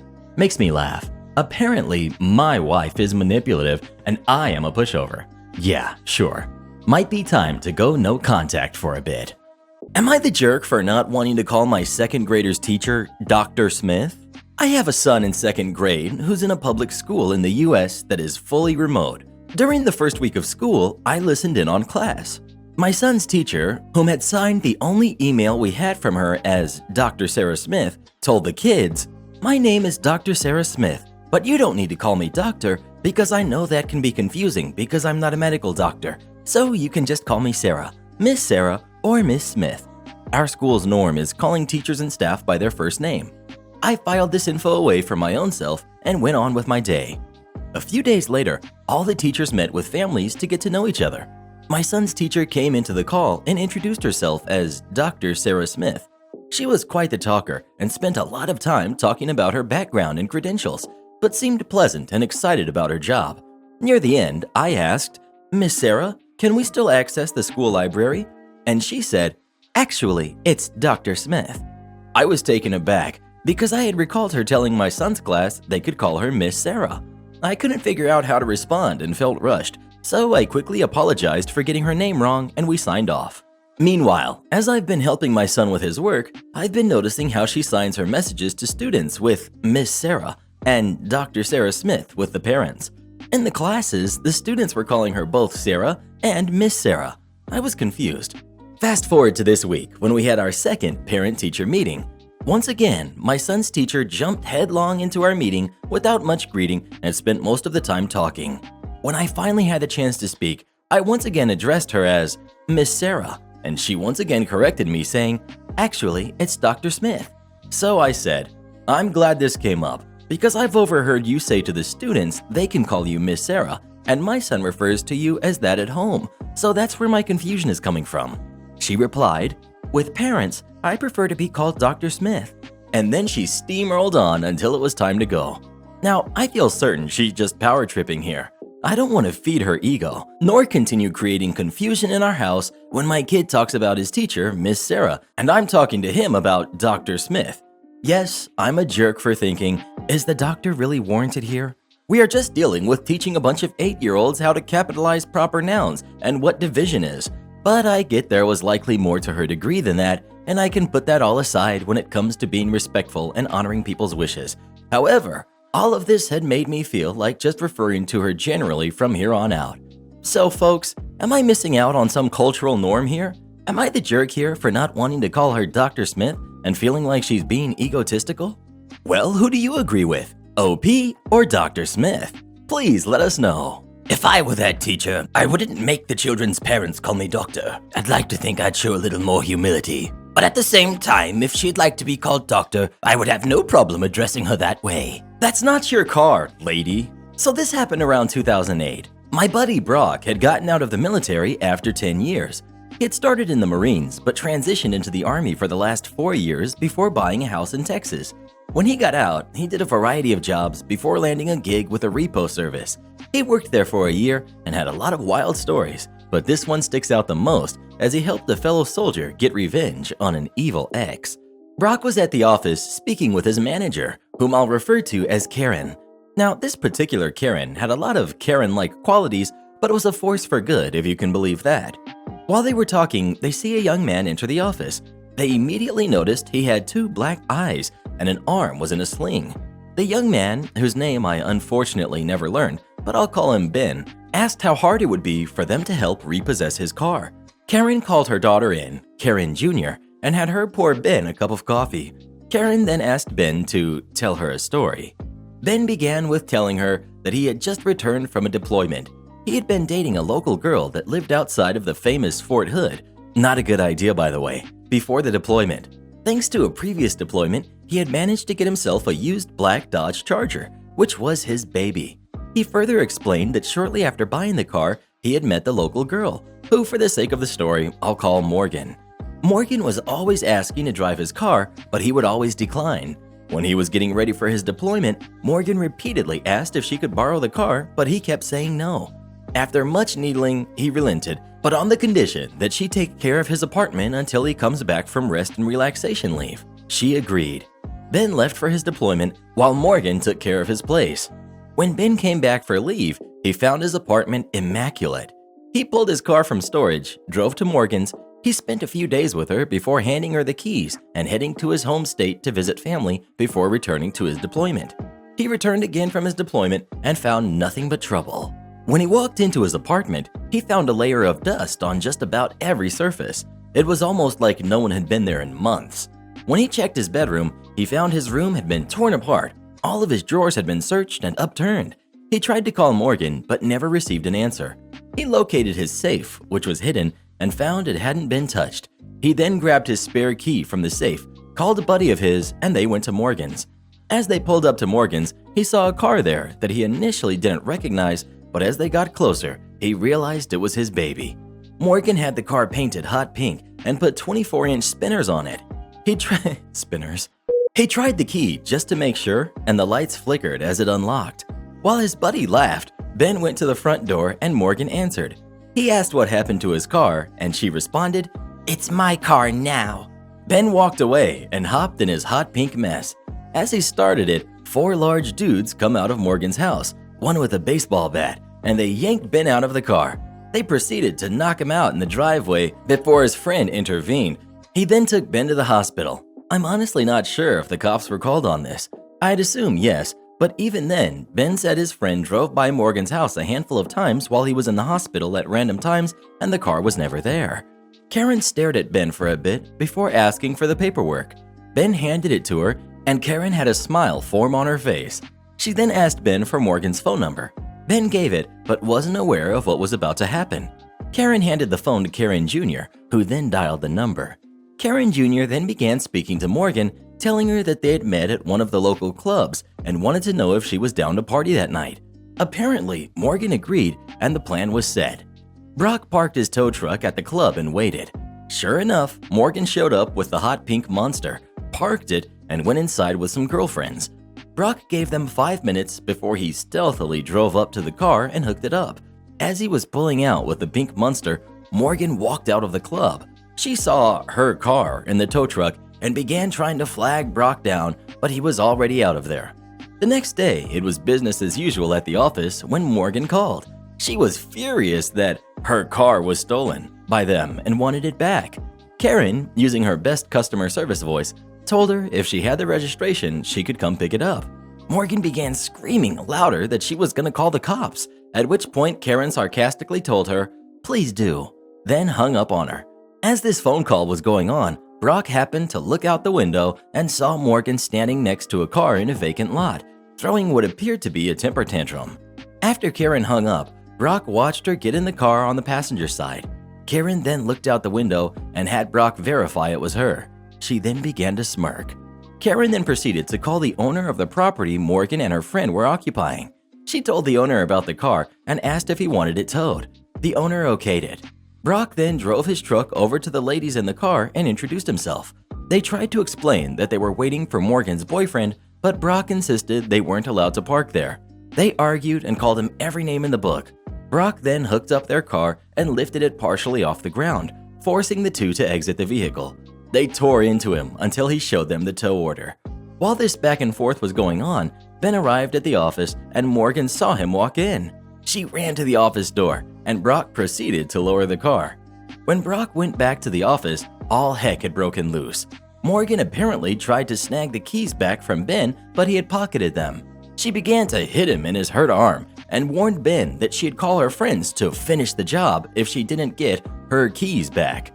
Karen Jr. had already called the cops at this point, and Brock got in between Ben and Morgan, even telling Morgan to try hitting him to find out what would happen. Morgan then tried to play the pity card and said she only wanted the keys to get her laptop out for school. Karen asked Ben to hand the keys over to Brock so he could grab the laptop. Brock retrieved the laptop from the car, and as he was handing it over, she rushed to aggressively grab it but knocked it from Brock's hands. Completely furious at this point, Morgan accused Brock of dropping the computer on purpose and threatened to sue. At this point, the cops arrived. Morgan began her sob story again, this time telling the police that they stole her car. The police questioned Karen, and Karen gave her usual smirk while asking if they wanted to see the security videos. The police watched and listened as Morgan punched Ben several times and heard the threats she made about sending her friends after him. The police then turned to Morgan, who had turned ghost white at this point. She then tried to make her way to the door, but the police stopped her. They proceeded to ask her about the car, Ben's injuries, and who she planned on sending after him. She initially denied everything, but they already had the video evidence. She was arrested and Ben got his car back. After the cops left, Ben admitted he didn't want to be seen in a car that looked like it was advertising Pepto-Bismol and planned on trading it in for a GTO. We later heard through the grapevine that the 4 guys who had beat him up were later arrested. Morgan had ratted them out. Brock had a few more stories, but none of them were nearly as good as this one. Have you ever had someone take something that belonged to you? If so, were you able to get it back? Please let us know. The things my mother has done to ruin my relationship with my girlfriend. I've posted several stories about my mother behaving like crap towards my relationship and my girlfriend, Eva. Today, this has definitely ended in my and Eva's favor. My mother won't bother us anymore. My mother is a very rude, insensitive, arrogant, obtuse person. She never liked Eva, nor initially the idea of me dating at all, but it reached new heights when we moved in together. Moreover, into the house she thought she would inherit one day. It's my grandparents' old house, and they couldn't take care of it anymore, so they moved out. My mother doesn't like her for several reasons. Eva is of foreign descent. She also has a skin condition and commits a serious crime because of it, vitiligo, by being happy and proud of herself for it, and being very straightforward with what she thinks about something/someone. While this might come off as flaunting it, Eva is easily the most beautiful, most amazing, and kindest person I have ever met, and I love her more than anything and anyone else. I don't even know if I deserve her. Anyway, ever since my mother somehow came to terms with me dating, she was commenting all the time about how I deserve better, how she is not the right one for you, how she's with you only because you're the only one desperate enough to like her, and how you'll break up anyways, as teenage love doesn't last. Well, that was more than 2 years ago, and it doesn't seem like it's anywhere near ending. One time, she berated me for breaking my wrist when I took the shortest route to provide first aid to Eva. Now, not to brag, but basically saving her life after some accident when we were out in a forest together, and then called me a drama queen when the accident actually traumatized me. Another problem with my mother came almost 1 year ago. She was becoming a couch potato. I had an insane workload on my back. She didn't do anything to help, but always complained about me being lazy when I found the free time to spend time with Eva or just play some games. This has led me to the thought of moving out. Further on, all the way until last week, is documented by several stories I've written about her in the past months. In short, insulting Eva, always complaining, dropping chocolate-topped cookies in front of Eva's dog, and insulting it after Eva asked her to be careful, trying to hook me up with someone else, making a scene at a family dinner, insulting Eva's family background. Now on to this week. My family members have gotten the wind of something happening between my parents, and apparently my mother told them that I accused her of something, only to cause problems between my parents, which is BS, because the only one waving accusations around is my mother. Most of my family really likes Eva, so some either don't trust my mother or are gullible because they know of something my mother has already done. My phone was flooded with messages from my family members asking what happened And how could I accuse her of something like that? My mother told them that I accused her of insulting Eva's heritage and attacking her, which my mother has actually done. So I just straight out sent screenshots to the ones who believed that I accused my mother. This spread very fast, and to my knowledge, most of my family has blocked her. And so finally did I. My father is about to file for divorce. Not going to lie, if he gets custody of my brother, and he's most likely to, it's only good for him, as my mother is a very crappy burden. Lazy manager reneges on a request after I describe what they want. This malicious compliance comes from my girlfriend, Jessica, not her real name. For background, my girlfriend is a software test engineer at a computer science-related company. She has a lot of jobs there, but one of them involves the review of bugs in the application, which she sees in the form of a ticket. For background, when Jessica started working at this company, her manager Bob would force every new hire to attend meetings every day, going over the ticketing system in excruciating detail, even though all of the new hires stated that they had used them before and didn't need another tutorial. This finally culminated in her manager stating in front of the whole team that the new hires couldn't attend a meeting as they had to go over the ticketing software, and all of the new hires resoundingly stating they didn't need any more tutorials and would be able to attend, which they did. These tickets got sent to various people, test engineer managers or developers, etc., and in order for them to be closed, the bug needs to be reproduced by the person who wants to close it, and a fix to prevent the bug needs to be added to the code of the product. Here is where the malicious compliance takes place. Jessica is reviewing a ticket documenting a bug in the product, and she consults her manager. The ticket gets sent to her manager, who is tasked with reproducing it in order to develop a patch for said bug. Instead of this, her manager asks her to close the ticket herself, as he can't reproduce the bug.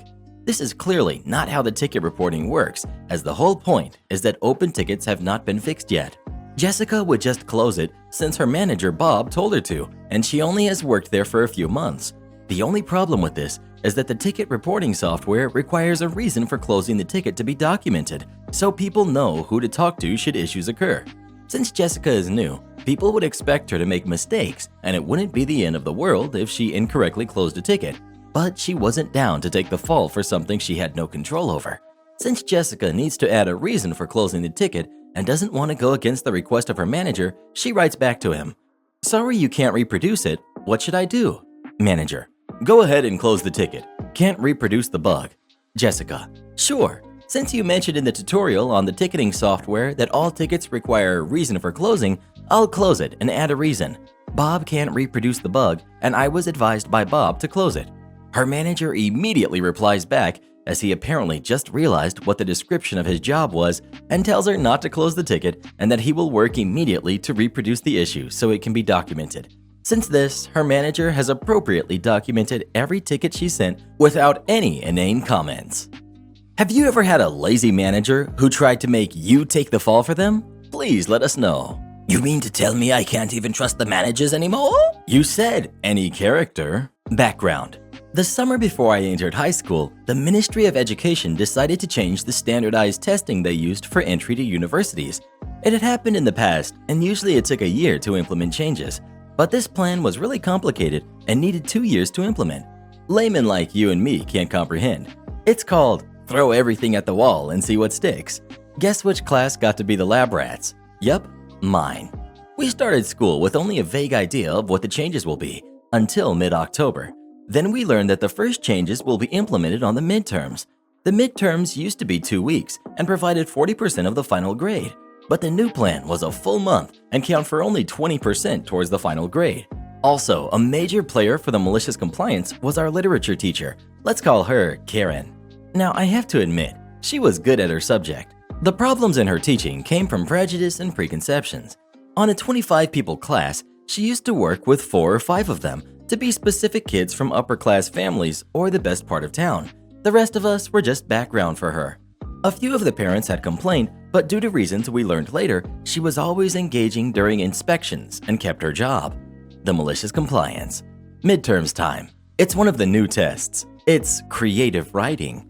Now, as I said, this was one of the new tests. The ministry had said general instructions for the tests, but left the specifics to each school. So for this one, Karen set the specifics. The general instructions for this one asked from the teacher to pick a book from the syllabus and the pupil to write at least 800 words from the point of view of one of the characters. Karen just loved epics, so she chose the Iliad, expecting everyone to pick a hero. Everybody did, except 3 of us, JK, Indy, and myself. I don't know if we wanted to rebel against the system or against Karen, but the 3 of us didn't follow the norm. Now, JK was a really good student, but he had the usual trouble in Karen's class.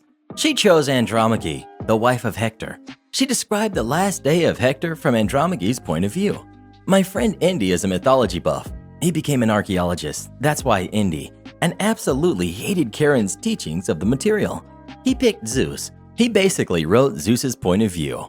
Me, I chose Cassandra. She had the gift of prophecy, but the curse of never being believed. I went the whole point of view being, we're all doomed and never believed. The results came out and we are the only failed, 8, 7, and 7 out of 20, because we, according to Karen, completely missed the point of the test. But the aftermath. Unbeknownst to everybody, except the principal, the ministry had sent instructions to grade the tests independently of the teachers. They published their grades, and 3 particular tests have huge grade discrepancies.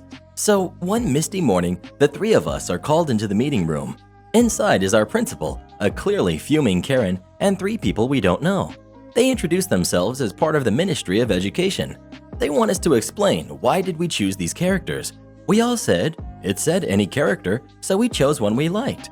Every time we said that, they glanced at Karen. They thanked us, told us that their grade will go towards our final grade. Karen had inspectors drop in on her unexpectedly. As I said in the beginning, she had passed the local ones because of something she did. She was having an affair with the assistant director of the local education department, and he always notified her before the inspection. Now they came directly from the ministry, and she was always unprepared. She was allowed to finish the year, and then she was dismissed. The ministry took a year and a half to figure out the system. We were the first class to officially take the new standardized test. Creative writing was part of the literature exam. JK became a journalist and a writer. Indy became an archaeologist. As for me, I'm in here. Have you ever had a teacher who graded you unfairly? If so, what did you do about it? Please let us know. When I was in 2nd grade, I had a teacher who made my mother call her doctor when they spoke. Am I the jerk for telling our new neighbor my son doesn't work for her and her daughter? This has been going on for 2 long months now. We had a new neighbor who's a single mother in her late 40s and her teenage daughter.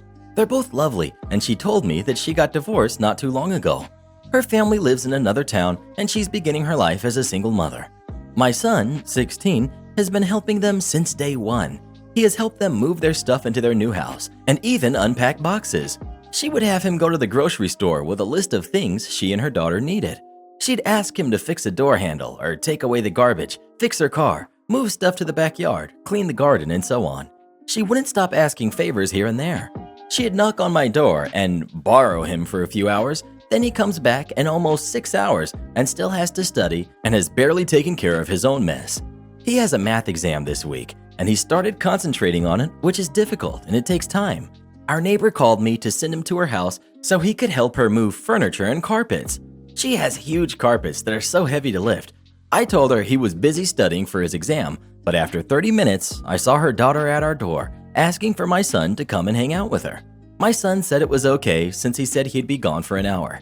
Next thing I know, he got back at 9 p.m., that's 5 hours later, looking wet and extremely tired and worn out. He told me our neighbor had him clean up furniture and carpets, about 5 to 6 heavy carpets, and clean the entire living room after. I was so mad, my son couldn't even finish studying. He took a bath and went to sleep instantly. I called my neighbor and raised my voice because I was really mad at her for making my son exhausted and costing him his math exam the next day. I told her that my son doesn't work for her and her daughter and to stop calling him and sending her daughter to our house, and I hung up. My husband spoke with her and he was furious. Said that I have no respect for our neighbor and that I shouldn't berate her for just needing some help and that I have no right to not let her daughter into our house. My husband said I shouldn't say anything since our son is okay with it. He's not. Although he said nothing, he's not the type that would talk about what bothers him and instead just do what others ask of him. Well, who do you agree with, OP or her husband? Please let us know. OP's right, husband's an idiot. Next. Am I the jerk for not checking the house? I, 30 female, live on a ranch with multiple horses, a few barn cats, and my service dog. Because of an accident when I was a teen, I am legally deaf and have very limited hearing normally, but do alright with a hearing aid. Unless you're shouting next to me, if I don't have my hearing aid in, I can't hear you. Because of spikes in my country, most major metro areas went into lockdown. My brother, 32 male, and his wife, 30 female, were afraid to be in the city with their new baby, 6 months old, and my brother asks if they could stay with me in the countryside. I agreed as long as they cleaned up after themselves and respected my animal's space. Me and my sister-in-law get along okay, but we've never been close. She doesn't know much sign language, so I have to rely on lip reading when we talk. I really only use my hearing aid when I go out, but I've gotten used to not wearing it at home, which is where the problem is. My brother had to go into the city over the weekend for work, leaving me, sister-in-law, and the baby alone for the weekend. On Saturday, I get up, and while making breakfast, I see that both my brother's car and sister-in-law's car are gone. I think nothing of it and begin my morning routine. By noon, my sister-in-law's car comes back and I'm training a colt. A bit later, the colt spooks bad and starts pulling away from me. I try to calm him, but a hand gripping my shoulder and spinning me around forces me to let go. Sister-in-law was screaming at me. I was only getting every other word and struggling to read her lips because she was talking so fast.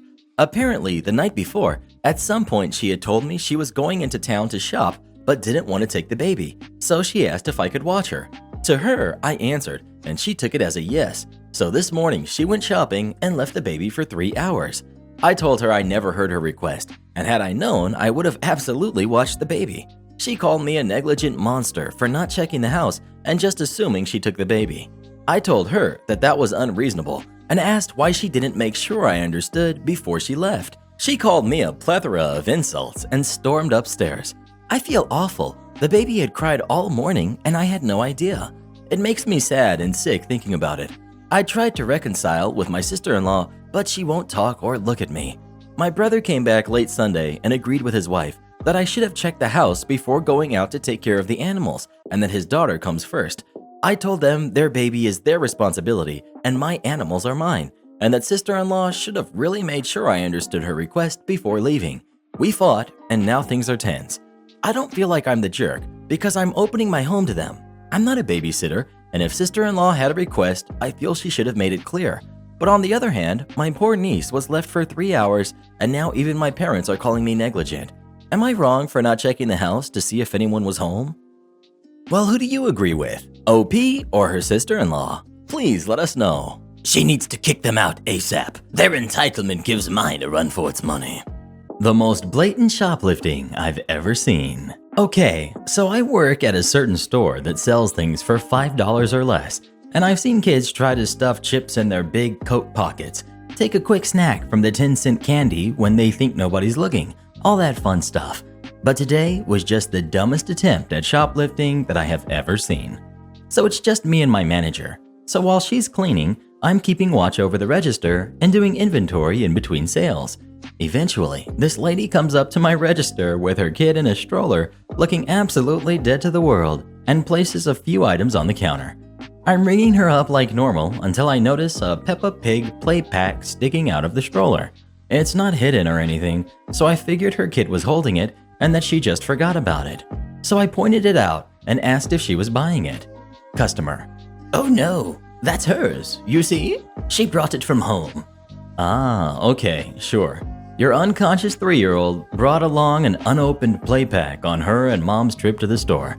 I'm already ready to call this woman out on it, but benefit of the doubt, right? She could have brought it from home and then fell asleep, but then this woman kept talking. Wow, you guys sell this here? I've never seen it in your store. She readjusts it in the stroller. Hold on to it and don't lose it. Now, as she's readjusting it, I almost burst into laughter then and there. Me: Ma'am, may I see the play pack? Now, it took a bit of arguing, but I guess she decided she can convince me it was hers. So, as I'm holding on to it, I start questioning her. Me: So, you say that your daughter brought this unopened play pack from home, correct? Yes, she did. And you say you've never seen it in our store before, correct? Yes, you don't sell them here. I haven't seen them once, and I don't appreciate being talked to like this. At this, I flip the package over and point to the bright yellow sticker that clearly says, store name, $5. Her face goes pretty red, so I offered to let her add it to her transaction or leave it here, because it was most definitely not her daughter's. In the end, she left it at the store after walking out, saying many words that should not have been said in front of her kid. Thankfully, she was still asleep. It honestly sucks because people think they can get away with all kinds of crap at our location because we don't have security, just observant cashiers. I was actually told during my training to not confront shoplifters, which makes me so angry. There's nothing I hate more than dishonesty, and it makes me wonder how many people I've sent off with a smile had stolen items in their pockets. Fired because a Karen lies. When I was about 18, I was working for X Home Improvement. I won't be giving out their name because I don't want it to backfire on me. I had been a cashier there for about a year and was top dog in terms of extended protection plans and MDA donations. MDA is Muscular Dystrophy Association. This isn't all that important to the story, but feeds into why I still hold a grudge against the store for it. I had been homeless for most of the time I maintained this job. I was 19 at the time, but I finally had gotten a home because my grandparents moved close to my work and offered to let me stay with them to save up money, and I took that offer. I had gone to work on a day like just about any other and was my normal goofy self. I would sing along with songs that played overhead, jokingly dance, and goof around with my coworkers. I see a lady coming toward the registers, so I flag her down to let her know I'm open, and she enters my lane. This is the Karen, by the way. Not knowing she was a Karen, I decided to try and joke around a little bit. I was standing there holding my scale gun in a James Bond pose, pretending to sweep the area with it. Not actually pressing the button, but just like a spy would when clearing a room. And then I hear it. Excuse me? Why the heck are you pointing that thing at me? Me. I'm sorry? Why are you threatening me with that? Ma'am, I'm not intending anything as a threat. I apologize if you mistook my actions, but I was just goofing around with some of my coworkers while I was waiting for you to pull up to my register. Well, don't ever do that again. I apologized to her and went about scanning her items. Just a few odds and ends and a rug. I carried on with my day as she seemed fine. She walked out of the door with a huge smile on her face, and I thought I had done a good job. I get a call from my manager telling me to report to the HR office immediately. I'm a little concerned, asking myself if it could be about the lady. I didn't know what was going on, but I maintained a positive attitude. My dad always says, think positive and positive things will come your way. I get there and the door cracked open. I push it lightly and see the store manager and the assistant manager as well as the HR lady sitting there. Store manager. OP, please have a seat. Assistant manager, would you please read him the complaint? Assistant manager just kind of glares at me before reading the paper he had in his hand. Well, we had a lady call up here about 20 minutes ago, absolutely bawling her eyes out, saying that you threatened her. She said you pointed the scanner at her. She stated when you were asked to stop that you glared at her and threatened her, calling her really mean names, and saying that you were going to track her down after you got off of work. I was in utter shock. My heart sank to my stomach, and tears began to well up in my eyes. I could not believe somebody would lie to someone about me like this. They made me seem like I belong in some hillbilly horror movie. I knew what was coming, and I tried to reason with them, but I couldn't convince them to be on my side. They are hard believers in the Karen mantra, the customer is always right. Store manager. OP, I understand that you're upset right now, but you cannot say these things to a customer. Now, I'm sorry, but we are going to have to let you go. Leave your name tag and your vest here with us. You have 10 minutes to collect your things. After you leave here today, you are banned from the premises for 15 months. I ripped my name tag and vest off and just threw it on the ground, trying to get out of there before they started. I walked down to the nearest grocery store parking lot and sat on a natural hill for hours, crying because I had been so harshly blindsided. I wouldn't even get to tell my side of the story. They fired me on a Class A violation, which means I am not hireable by any X-Improvement store in the country. I wound up getting a job at Walmart, which was also ended because of an entitled Karen. I'll post it later if you guys want. They didn't even review the footage because I know if they had, they wouldn't have fired me. Sadly, there isn't a satisfying end to this one. It's just a tale of getting done over by a Karen. I hope you all enjoyed the read. Karen tries to steal my boyfriend. I kick her out of my house even though she has nowhere else to go. My boyfriend, who's 30 male, and I, 28 female, moved into a fairly large house together last year. When all of the craziness started getting out of hand, we decided to open up our house to one of our friends, 30 female, and my boyfriend's cousin, 19 female. The friend who moved in with us, Kate, fake name, lost her job before all of this started, and 2 months ago, with the end of lease, she couldn't afford a place to live. My boyfriend and I have a common friend group that we have known since the college days, around 7 years. Kate joined this group 2 years ago. When our friends informed us of her losing her house, we decided, hey, we have free space. Come stay with us for a while until you can find a permanent solution. We also covered the food expenses while she helped with the chores. She accepted and moved in within a few days. When she first moved in, she was acting friendly with me, but as time progressed, she started becoming colder and colder towards me, but was still friendly with my boyfriend. A month ago, she started acting weird. While we were watching Netflix, she started sitting in between my boyfriend and me, touching or hitting his arm lightly when she was laughing, touching my boyfriend's neck or hair while saying good morning to his ear or trying to massage him constantly. I didn't know what to do, especially because my boyfriend was not saying anything at the time and I didn't want to be the crazy girlfriend. However, he sat me down a week or so ago and told me he was extremely uncomfortable by the way Kate was behaving. Let me tell you, I was so relieved that I was not the only one who was thinking she was acting strange. He said when I'm not around, her behavior only increases, and he didn't know what to do because he was scared of telling me this as he thought maybe he was overthinking it. We decided to speak to her if she did it again and went to bed happy.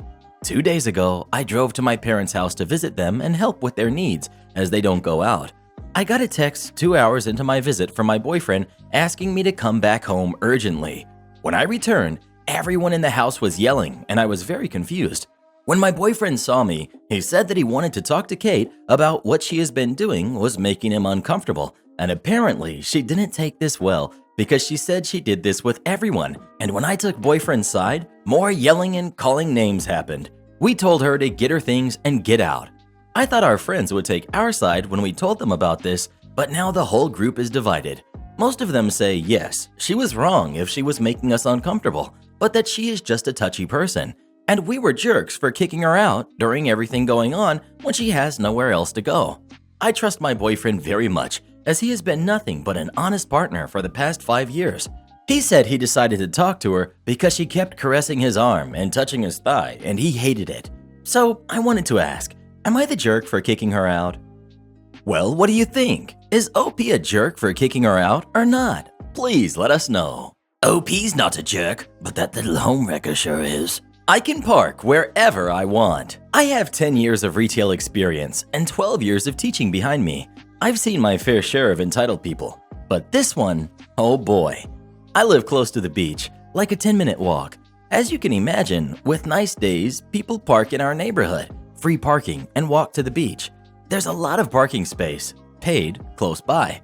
Parking is quite enough for the residents, but not for us and tourists who don't want to pay or can't get a parking space closer by.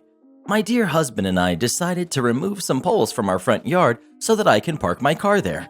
It's small and fits just right, and there is enough room to get the bikes out of the shed and things out of my car. Our front yard is our property, to be very, very clear. Here is where the entitled people come into play. Last weekend, the weather was quite nice, not too cold, lovely summer weather, and overall pleasant for this time of the year. Dear husband and I took our son out to the petting zoo. We chose to go with my car so that my dear husband wouldn't have to drive circles around the neighborhood afterwards. After a couple of hours, we come home to find someone parked in our front yard. Yeah, no, not your house, not your yard, so certainly not your parking space. We decide to call the non-emergency line from our local police station to ask for advice. They tell us to call a tow truck and that they would be coming over to supervise if needed. Okay, cool. Tow truck company is called, said they would be over in around 20 minutes. They had some other towing to do. TTC will be the tow truck crew. We've got entitled man, entitled woman, we've got my dear husband, and me. I decided to stay outside to wait for them. Tow truck company comes, we show proof of residence, and they start to do their job after getting some drinks from me. Mom always taught me to be kind and look after people even if they do the jobs you hired them for. They have their drinks, give a business card for the owners just in case, and leave. I go to my car and put it back in our own front yard. 2.5 hours later, our doorbell rings. The entitled people have returned from their extended walk on the beach. I open the door. Entitled man. Hello, our car was supposed to be here. Me. Yes, it used to be here. We had it towed as it was on our property. Entitled woman. But there's no sign, so we are allowed to park here. Me. No, you're not. This is private property, and we don't need to put a place card or something. We had checked that. Entitled mom. You little liar. You just stole our car and sold it. Me. No, I didn't. I have the phone number of the towing company. Trying to hand them the card. Screaming ensues from both of them. I'm still standing in the doorway. Dear husband is throwing anxious glances from our living room door. I'm 19 weeks pregnant, and he doesn't like the sound of what's happening outside. Then the fun begins. Entitled mom tries to force entry into our home. Dear husband sees this, pushes entitled mom out, and closes the door. Afterwards, we dialed for some blue-colored assistance. Meanwhile, we have a pair of banshees at the front door, ringing our doorbell and pounding on the door. A couple of minutes later, our blue-collared assistant shows up. My dear husband was not having me near them again. He went outside where the entitlement came wafting through the air towards us. He explained the whole situation to the cops while the entitled man and entitled lady were screaming things like, "Liar! Thief!" Dear husband even called the tow truck company, and they affirmed they had towed a truck with the given license plate number. It came to a point where the cops gave the entitled couple two options: either leave willingly or leave with a couple of shiny bracelets on. They left, screaming. Tow truck company called us afterwards just to tell us how it went down and asked if we were okay. Told us they had loads and loads of fun by messing with them a bit. What would you do if someone parked on your property? Would you get their car towed? Please let us know. Am I the jerk for being jealous of my mother-in-law? Every year, my boyfriend goes all out for his mom on holidays and her birthday. He'll buy an expensive cake on her birthday and a fancy dinner. Last year, he gave her $300 in gift cards, and that alone doesn't bother me. She's a hardworking woman, and she deserves it. But the way he treats me when it's my turn makes me feel like crap. My birthday and Christmas are about 2 weeks apart, and he told me I have to choose either 2 small gifts or 1 big gift on Christmas. I always go all out for him on Christmas and his birthday, so it kind of hurt because he's very financially comfortable and I am not. This happens every year. I said I would wait for Christmas for a gift, but if we could go eat dinner on my birthday, and he said yes. Then today he asked me to order his mom's cake for him because her birthday is on Saturday. It's a very expensive cake. So as I'm ordering it, it's my favorite cake, and he knows this, although I have only ever had individual slices. I ask him if I can get one for my birthday too. I was asking more to see what he would say, since I would feel pretty bad if he spent that much money in a cake for me. He's also never bought me a cake on my birthday, even a simple grocery store one. He gets mad and tells me, "You pressure me. Remember, I still have to buy gifts." He also plans to spend a lot of money on his mom this year for Christmas, as always. They will also be going to a fancy dinner on Sunday as well, which I cannot attend for reasons that this subreddit will not let me post about. These things just make me feel really bad about myself. It makes me feel like maybe I don't work hard enough to deserve it. However, I also feel like that's his mom, and she does deserve it more than I do. I feel selfish for wanting to be given the same treatment as the woman who gave him life and has been there way longer than I have, obviously. For context, we've been together for 5 years. We want to get married and we're complete soulmates. He assures me of that every day, so it's not like our relationship is new and he's unsure about me still or something like that. I don't plan on bringing it up because I feel so guilty for having these feelings. But regardless, am I the jerk for feeling this way? Update. I spoke to him about it today after all of you helped me realize I wasn't just being materialistic. It started off bad. He said I was being selfish because he doesn't buy his mom anything all year aside from her birthday and Christmas, which is true. He does treat me to food often, especially on special occasions, like if I ace a uni exam or something like that. When we couldn't see each other because of what's going on, he would drop off food sometimes and got me a plushie I had been wanting for a while. Then he said I didn't even know what I was getting and made it seem like it's going to be something that exceeded my expectations. I said I was expecting less because of previous years, which upset him. I then explained it to him like this. I got upset when we were entering college together years ago, and his mom bought him a laptop and then bought his sister a laptop that was way better than his, even though she didn't need it. He didn't mind it at all, said I was overreacting. I told him my parents always treated my siblings and I fair with gifts. If I got a Nintendo DS as a kid for Christmas, then my brothers got one too at the same time. They always taught us that we had to be fair so nobody felt left out, and because they loved us equally. He has always gotten less than his sister, embarrassingly less, to the point where it's super awkward to watch them open presents. It doesn't bother him at all, even though it mortifies me. He literally doesn't care, says he knows his mom loves him the same and shows it in other ways, which is why I think he doesn't see why I am upset. When I explained it like this, he apologized to me and seemed to understand why I felt this way.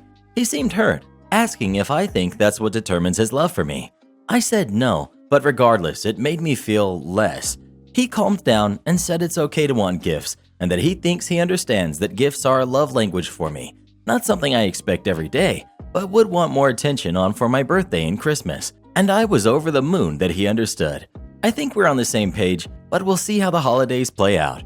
Sorry for such a long update. Thanks everybody. You are all so kind to me and encouraged me to value myself more. Lady causes a scene over an ID. So, I work as a cashier at a retail store with a dog as the mascot. We sell all sorts of wares such as groceries, clothes, etc. We also sell alcohol. I love this job and 99% of the clientele is amazing. However, this one particular day, we got a bad egg. Now, store policy is that we check every single ID for anyone purchasing alcohol. It was one of the first things that cashiers were taught during training. The computer literally will not let us do anything but scan valid ID. So this one day, a woman comes through my lane. She's pleasant, at first. Let's call her entitled person. She made small talk at first, and I was ringing up her purchase. I typically try and ring up alcohol last since it can sometimes get in the way. When I do, the prompt comes up that I must scan ID. The following conversation unfolds. Me. All right, ma'am. May I see ID for this wine? Karen. Why? Me. Because I legally cannot sell you this without seeing your valid ID. Karen. I'm obviously older than 21. Me. Yeah, I understand, ma'am, but I cannot bypass without ID. I must scan a valid ID. Why can't you just input my birthday? I would still have to see valid ID. We only do that when the scanner is down. I would lose my job if I sell you this wine without a valid ID. I'm sorry about the inconvenience. If you'd like, I can suspend the transaction so you can get your ID. No, I'm just not going to get it. Okay, ma'am. So I finish her transaction, all while she's mumbling about not needing ID. I give her a receipt and she leaves. Or at least I think she leaves. As I'm ringing up the next customer, I notice Karen angrily talking to my coworker about a terrible employee who asked for my ID. My coworker later filled me in on the dialogue on our breaks. Here's how it went down. Karen. Excuse me? Coworker. Yes, ma'am? That girl over there asked for my ID. Coworker, confused. Ma'am, she's supposed to do that. She then explains the policy. That's ridiculous. Get me the manager. The manager walks over. Manager. Can I help you? Your employee, pointing at me, asked for my ID. Clearly I'm old enough. Manager, looking at me while I'm talking with other customers. She did the right thing. Legally, we cannot sell alcohol to anyone who can't present valid ID. That's stupid. I understand it's frustrating, but we cannot sell this to you without ID. Entitled parent then storms away, back to my line. I kind of sigh to myself as I know it's going to be a doozy. I greet her politely as if we didn't already talk before. Me. How may I help you? Karen. I want to return this. Her entire purchase. If I can't get the wine. She said this as if it was a threat. One more thing to note. The regular checkout lanes do not have the capability to process returns. There is a special guest service desk for that. Me. Ma'am, I'm sorry, but I can't process returns in this lane. However, my coworker over there at guest service, pointing to my coworker, would be happy to help you. BS. You can process returns. At this point, I've lost my patience. Me. Ma'am, I must reiterate that I cannot process returns. This register is not equipped with that software. If you'd like to return those items, you're going to have to go to guest services. It's at this point that my other coworker, B, joins in. B. She's right. We can't process returns in these lanes. There's no line at the guest service, so they'll be able to help you right away. Fine. She yanked up her items and stormed away, but not without one last exchange with B. B. Have a nice day. Karen. Oh, forget you. B. You too, ma'am. Later on, manager pulled me aside to tell me I did nothing wrong and praised me for doing the right thing. It's been about a week since this happened, and it still makes me laugh. Customer blames my employee for stealing something off his car that it was never equipped with in the first place. So I work as the service manager at a local car dealer. Basically, I'm over the entire service department, so most of my day is just dealing with complaints. But I had a new one yesterday, and that's something to say. So a customer comes in just for an oil change. This particular customer had never serviced any vehicles with us before. As soon as he checks out, he walks out to his car and pops his hood and notices that his engine cover is missing. Why would you go out and just happen to pop the hood open if you didn't already know it was missing? And proceeds to lose his ever-loving mind. Of course, I get involved. He claims that he just checked his oil yesterday and the cover was there, but now it's not. I walk back to my technician's work area to check and see if maybe he took it off and just forgot to put it back on, which can happen sometimes. In this case, there would be no reason to remove it because it's not required to do an oil change, but I figured I should at least cover all my bases. I check around his work area, his toolbox, etc., and there is of course no cover. I asked him if he noticed it, and he tells me that there was no cover on it when he opened the hood.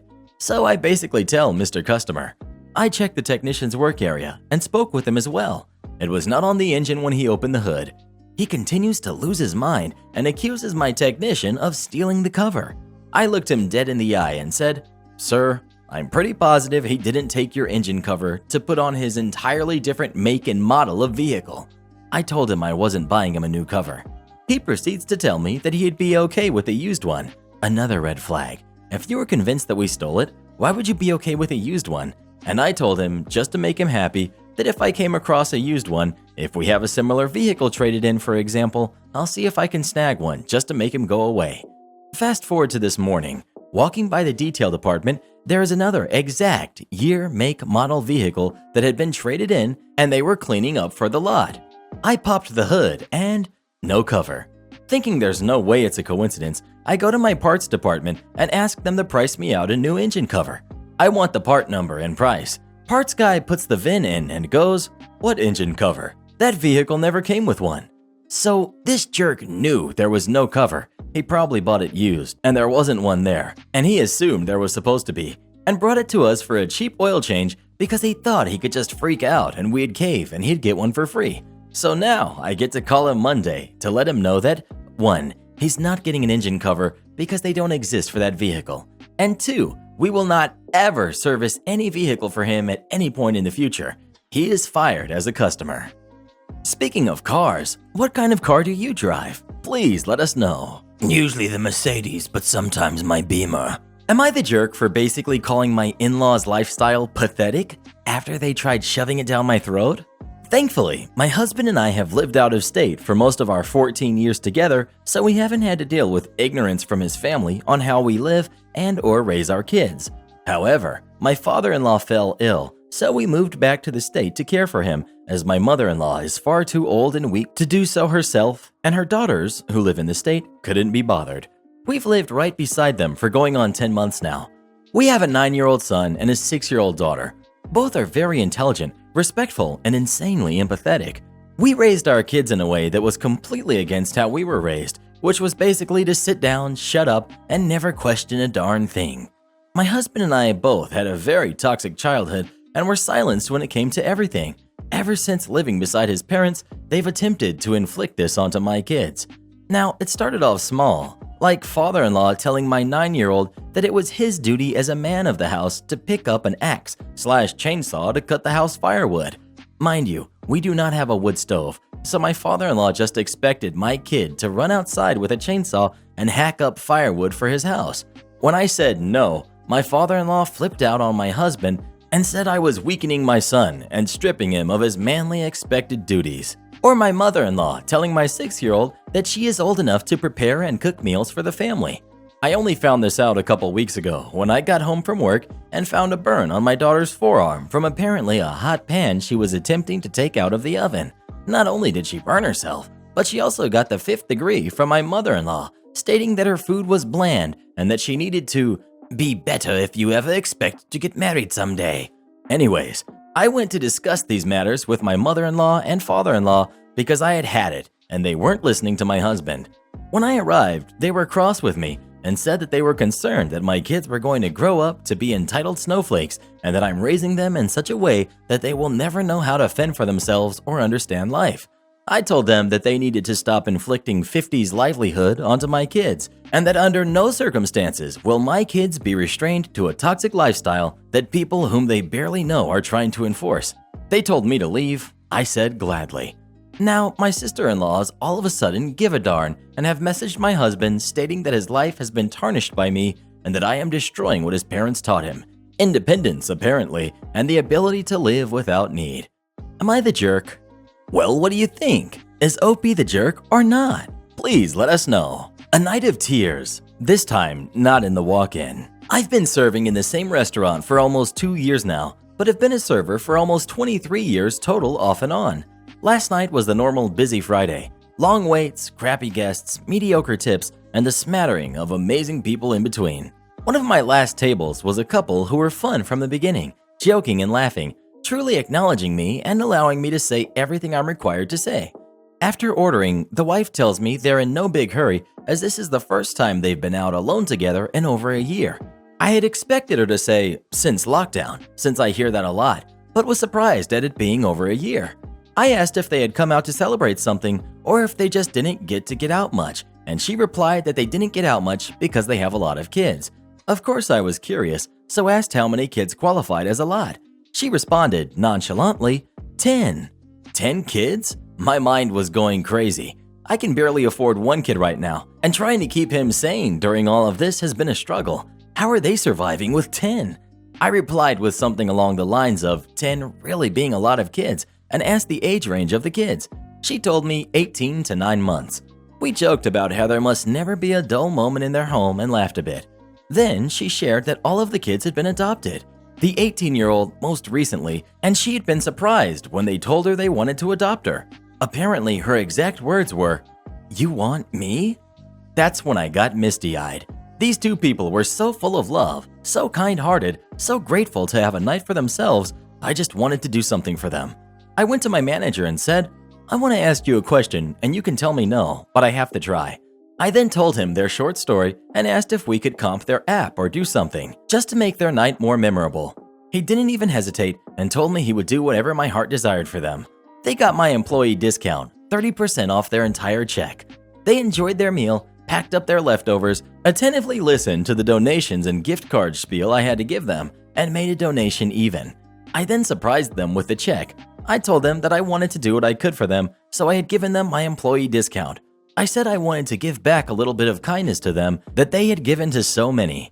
The wife asked me, "Why are you like the sweetest human ever?" I told her that I felt moved to do something and this was all I could do for them at the moment. She was crying. He was speechless. I started crying. It was just a touching moment. One of those pure, heartwarming moments. The discount they received was about $17. Their check was around $53 still, and they left me $30. Then told the manager I was the best person they ever had the joy of meeting. Moments like these are why I still enjoy serving. Am I the jerk for lecturing guests that they can't book under their nickname, which is not the same as their ID? I've gotten this too many times, and it gets to my head sometimes. I work at a hotel in Thailand, and here's the thing about Thai names. People's nicknames are very different than their real names. For example, in the West, somebody called Jefferson could have the nickname Jeff. However, in Thailand, the person's name could be Ying Luk, and their nickname is Poo. That's actually the name of the former prime minister, and Poo means crab in Thai. 98% of the time, guests spell their names correctly according to their ID card/passport. If it's a minor spelling error, which is quite obvious, I will check them in. One of the things is that when we receive the emails from the booking engines, they specifically say, please ask the guest for a valid form of identification to make sure that it matches the name on their reservation. If it is a typo, I would inform the guest and just ask them to reconfirm their name. This time I got a check-in with the name Jane, name changed. When I see the ID, it says Emanuela Jefferson, obviously name changed, and there was no such name in the system. I asked the lady to reconfirm what her reservation is under, and she says, I reserved it under Jane. She said the previous hotel had no problem finding a reservation. I calmly explained that I am not allowed to check her in without a matching valid form of ID. However, since I was the manager, I didn't want to ruin their day, so I asked for her booking confirmation to copy, and sure enough, on her phone it said Jane Jane. I was so fed up of this happening because it happened before with a lady who put her nickname instead of her surname. Our system sorts by surname, so it was very difficult to find her reservation on a busy day. So I decided to give her a lecture. I did have a natural CS apology voice, so I used that. Ma'am, I will make an exception this time to allow you to check in using this name. However, when you are making the booking, the website asks for your first name and surname, which matches your valid ID, not your nickname. I'd like to warn you that some hotels may not give you the room because the reservation is under a different name, depending on their policy. Please do reserve the room under Emanuela Jefferson next time. I even showed her the message from Agoda, the website she booked through, asking us to match the name on the reservation to the ID. She was quite mad that I said this to her and said that it was pointless and I was being an unnecessary jerk. When she goes to a hotel that has a stricter policy, she'll probably get it. So Reddit, am I the jerk? My son is a professional gamer, so he must get this for free. So, I'll tell a little bit of backstory. In Finland, we have this thing called TED, which is like a work experience thing. In the 8th grade, it lasts a week. I was 14 and I had taken a job in a tech store. It was good. I am somewhat nerdy and I know about technology and computers. This is all translated from the Finnish conversation. I am a high school student and my English might have some mistakes. We've got entitled kid, Esports kid. We've got entitled mom. We've got me. We've got the store manager, Pekka. Change name. So I had been working there for a few days and it was Thursday, around 2 p.m. I had about an hour left of work time since the TET rule said that the work time was 6 hours. I was behind a cash register desk, filling the cabinets with some phones that had arrived in a shipment that day. Then the entitled mom and entitled kid entered in. The store manager was in the storage. The mom was in her 40s, and the kid was about 11 to 13. Me. Hello, welcome to the tech store. How can I help you? Entitled mom. Good afternoon. My son is looking for a keyboard. I point to my left where the gaming products were, and they were mostly Razer products available. The others were sold out, and the store didn't have much of the accessories. Me. On that shelf. Feel free to look around. Thanks. The entitled mom and the entitled kid walked over, and I kept on filling the cabinet. I heard some discussion from behind me, but I didn't bother to listen to it. Sometime later, I was done and looked over to them. They were looking at the prices and thinking about it. Me. Need some help? Entitled mom. Yeah, I don't understand the difference between this Black Widow Ultimate Chroma and this Ornata Chroma. They look alike. Can you please tell me the difference? Entitled kid. Mom, the Black Widow is better. It's mechanical, like I told you. The kid had this high-pitched voice, a really irritating one. Me. Your son is right. The difference is that the Black Widow is mechanical and has faster response times than the Ornata, which is mechanical. The Black Widow is also more expensive, but that is logical since it was mechanical. The entitled mom looked over to the entitled kid who was smiling. Entitled mom. We will take this one then. The entitled mom walked to the register and I scanned the barcode. The keyboard was 129 euros. Me. All right, ma'am. That will be 129 euros. What? 130 euros for a piece of plastic? What the heck? Me. Calm down, ma'am. It's the normal price. My son plays competitively. He needs this. Me. Really? Well, what does he play? The entitled kid looked at me. I play CSGO in a professional team. I just looked at him, holding my laughter. This kid just told me that he plays a K through 16 game professionally. It was hilarious. K through 16 is the equivalent of the ESRB rating teen. Me, sarcastic tone. Oh, really? What is the team name? The kid smiled more. His smile kinda looked like a troll face. Entitled kid. Our team is called Killer Bee Esports. I just bursted into laughter. This kid had just told me a group that I didn't know of. I laugh. Hold on, I'll check. I looked up the team on my phone and found a Steam group and looked at it. The members had ridiculous names. I was laughing so hard because the kid was so serious about being professionals. Me. I'm sorry, kid, but this gaming group is far from being professional. Even if you were professionals, I couldn't give you this keyboard for free since you aren't sponsored by us. The store was a part of a chain. The mom was looking at me, being very angry. What are you laughing at? He is a professional gamer. He is good. I have watched him play. We need to get this for free. You are so rude, young man. Me.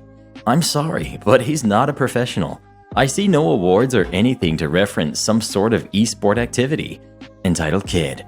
I used to play for the 3D Max Juniors. That doesn't exist, and that isn't even finished. I just laughed even harder. I couldn't help it. This kid was so bad at lying. Are you kidding me? Look at you. You're not old enough to play CSGO. Not professionally. His age? That's your best argument? How old are you?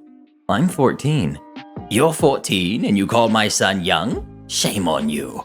It's my tet week, so it's part-time. Entitled mom was looking at her son with a weird smile, and the kid smiled back. She turned to me. We'll make a compromise. I will pay the full price. I was getting suspicious from the tone of her voice, which had turned to a kind and soft voice. And I get those headphones from the shelf. Points to a pair of Razer Kraken 7.1S, 110 euros. I looked at her with an annoyed gaze and stayed quiet for a moment. Are you kidding me? You're asking for a keyboard and a headset for the price of one? I explained to her that we have some bundles sometimes, but she just can't make one out of thin air. She just looked at me, annoyed. Let me talk to your manager. Okay. Points to some security cameras. Don't think of trying to leave. You have cameras watching you. I walked to the warehouse and called for the store manager, Pekka, to come and help me with a customer. Surprisingly, the entitled mom and entitled kid hadn't left. Manager. Hello, ma'am. I'm Pekka. What seems to be the problem? Your part-time employee is rude to me and makes fun of my son. That's not entirely true. She claimed her son is a professional gamer on a team, and they are trying to get equipment for free. Manager. Ma'am, is this true? No, he's lying. The manager just stood there, looking at the angry mom, her kid, and me. I'll check the camera recordings. He said that and went into the security room. Sometime later, he came out. Ma'am, I have to ask you to pay for the keyboard and leave. What the heck? He's rude to me and my son. We need these for free. My son is traumatized after your behavior. Manager. The other option is for you to not pay and leave without the keyboard. Entitled mom just looked at us and hesitantly paid for the keyboard and was about to leave until she yelled from the front door. You lost a customer for life. I'm not coming back here ever again. Despite her actions, my work experience went well. I got good points for the work. Sometimes when I go to the store, I talk with Pekka about the pro player kid and we laugh. Surprisingly, the entitled mom or the kid never visited the store anymore.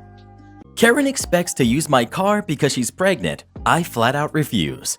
I'm 27, female, and my friend John, who's 28, got Lisa pregnant. She's 27. She's 8 months in and neither have a car. There's a second guy involved because he was getting with Lisa some of the same days that John was, so they got no clue who the dad is. But this guy is doing the bare minimum of paying 1/3 of her doctor's bills. Before I worked from 6 a.m. to 2 p.m., John borrowed my car in the afternoons to take Lisa to the doctors and such. Now Christmas is coming. This is my money-making period. From November till New Year's, I become a social recluse who works about 15-hour days. I had warned John in July and in October that my car would no longer be available from November onwards. He said he'd find a solution. They've been unable to find another car, and so Lisa called me to compromise. Lend them my car and I carpool to work. Keep my normal hours. Co-sign a car with John. Forward them money to buy one. I'm not okay with any of those options, so I said no. Lisa talked about her pregnancy trouble. It's a newborn during winter. Public transportation is not safe right now. No one else is willing to help. It's not just about me anymore. Don't I feel any empathy or compassion for her baby? That's the short, polite version. I know she's full of hormones and stressed, but I didn't appreciate the guilt trip. I'm not the baby daddy, and I've helped her more than her own parents and the other guy have. I told her that, and she's accusing me of shaming her. So I went with it and was like, you figured out how to get with 2 guys in one day, multiple times without a car. You can figure out how to manage the consequences without a car. It's your baby. She threw me the old classic. There's a special place in heck for women who don't support other women. And I was like, oh, good, you won't be there. It's a highway to heck after all. John called and said I was a jerk. The heck part was kind of funny, but I'm a jerk for everything else because Lisa really tried hard to work with me and I'm being stubborn. I agreed that some things I said were hurtful, but in the context, I feel justified. She has 2 potential baby daddies, roommates, her parents are in this city, and I'm the one receiving her wrath? She's due in a month, and I was clear from the start I would only help till November. So not only was Lisa's guilt trip about the baby moot, what the heck have they been doing the last 8 months? This should have been sorted out by now. John said I'm a cold-hearted jerk for taking the car away, and he called our mutuals and they got involved, but no one's offering up their cars either. I know I'm a jerk for what I said. There's not even a doubt in my mind that I was a jerk. But I really need to know, am I the jerk for not letting them keep using my car anymore? Especially as no one else is stepping up. Or am I the jerk because no one else is letting them use theirs? Am I the jerk for not letting them keep using my car this winter? Edit. John's a high school friend. This is the first time he's ever done me dirty. Lisa is a 2-week fling he had. Both John and the other guy are getting paternity tests done, and they're not sticking around if they're not the father. There is also at least 2 other potential fathers from around the same time. So yeah, no one actually is committed to Lisa and the baby. They're kind of just there in case it's theirs, but high-key hoping it's not. After reading the comments, I think that's why John doesn't want to get a car. He won't need one if there's no baby. I have no idea what he told Lisa for her to think me co-signing a car is a viable idea. But he's acting like a complete tool towards me, and clearly I'm going to have to stomp that out soon, one way or another. Well, what do you think? Is OP a jerk? Should she let them keep using her car? Please let us know. She's only a jerk if she keeps these ingrates in her life. Farm folk versus city crew. Hello all! My nieces and nephews have decided I, as the cool auntie, must master this thing called Reddit with stories of my youth. I hope you all enjoy seeing the story written out as much as they've enjoyed hearing it over the years. To start this story, I need to explain a bit about where it happened. My grandfather owned a 150-acre plus forest campground property with over a dozen buildings on the property. These buildings ranged from the common rooms, ceremony hall, barn, 18 different cabins, and a few other buildings one might find on a beautiful campground. This was used as a venue for all sorts of company retreats, wedding events, camps, or getaways. Anytime a camp was run that used horses, my grandpa enlisted the help of the grandkids. He had gotten his fill of screaming and shouting kids or excitedly shrieking women or men who thought they knew best when it came to horses by the time I came along. One event happened when I was about 11 years old. I was helping out with the Girl Scouts guided tour on one of the trail rides when I noticed the smell was wrong in the air. I had us all turn back while the den mother tried to harp on about how I was cutting their trail short. I lied and said one of the horses had a bad limp and we needed to turn back right away. All of the girls were worried about the horse in question, and the rider offered to walk next to her horse all the way back. I said he'd be okay, but we needed to turn back now. Well, when we made it out of the thick forest trail where the trees weren't blocking us in, we could see what made me and the horses so uneasy. Smoke. Loads of smoke was coming up from the mountain. The worst place for a fire to be is downwind of you. I know the property. I'd grown up riding and climbing all over it.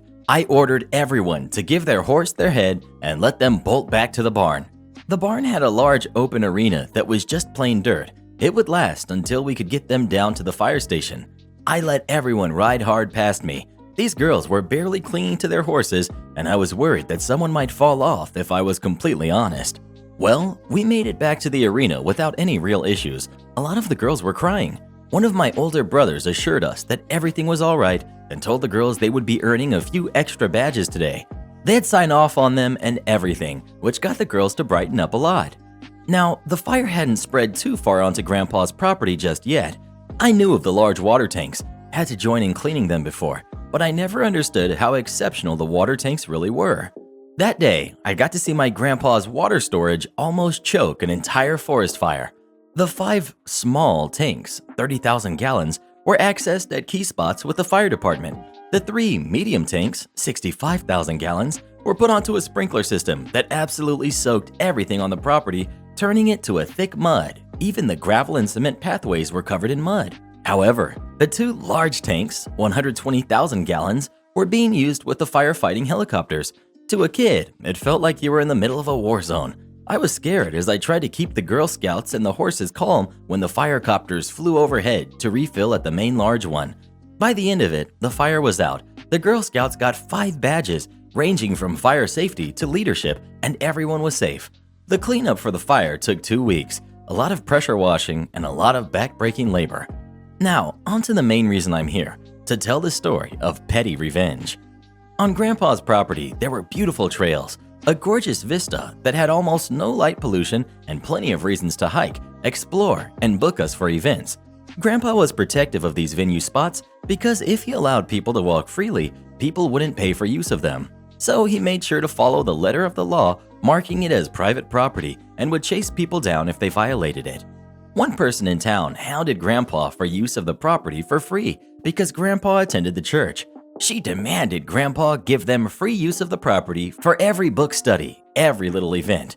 However, she wanted to charge an admission that would go right back into the church that her husband was one of the pastors to. To say Grandpa did not enjoy this money-grubbing woman was an understatement. He wasn't a churchgoer, but to keep the peace with his wife's church, he would host free events once a year or so for the church's youth. A free event to come up, be fed for a 3-day weekend, interact with the horses, go on trail rides, and go fishing in the river or in the big pond on the property. He would host 3 a year for the kids in the valley, depending on their age. He would also enlist his kids and grandkids to help out with the events to save on costs of running them. Well, after doing this for 5 years, it came out when I went to the church that she had been charging families almost $300 for the sake of going to the church. I had gone with my oldest brother, who they assumed was my dad, and tried to sell him on the event. My brother's face went red, and he asked for further confirmation on the dates and the event itself. He agreed to think about it, and the woman went on to badger another family. They offered sponsorships that allowed the kids to go up for a discount too. She was squeezing every last penny out of her fellow churchgoers. My brother and I had been there to talk to the head pastor, not this woman's husband, about him visiting our grandmother since she was bedridden due to her old age. Mid-sermon though, my brother stood up after whispering to another woman to ask if the one hosting the service was the husband to that woman or not. When she had confirmed that he was, my brother stood up. This was not our church. No one here knew us. My brother had a voice that could fill up a space while talking at a normal tone, so when I heard him suddenly speaking after standing, I was surprised myself. You can imagine the look on over 200 people's faces as a stranger stood up and interrupted a sermon. Brother, I'm surprised you're able to stand up on that stage and speak of honesty to these people. You and your wife are crooks and thieves. You've been stealing from them for who knows how many months. I'm curious how far down the rabbit hole your theft goes. Pastor, excuse me, sir. What are you talking about? Brother, my grandfather runs the horse camp all the kids are attending this coming weekend. He's never charged any of the kids or their families a cent for using it.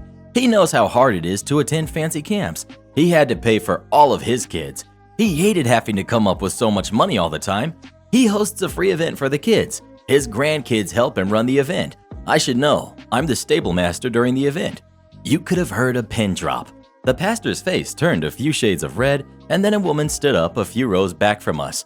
Woman, what do you mean? He doesn't charge. This woman looked ready to breathe fire, and I noticed this woman had 5 kids with her. She looked ready to start a riot as my brother nodded. Brother, my granddad knew firsthand how hard it was to come up with funds and how much going to different places affected his kids and helped them grow. He pays for their food. He lets them use the horses, has his family teach them about horses, and, hey Daniel, remember me? One of the older kids had been staring at my brother from this woman as he confirmed that my brother worked at the event. Everything broke out into screaming and shouting at that point, and it took us hours to sort everything out.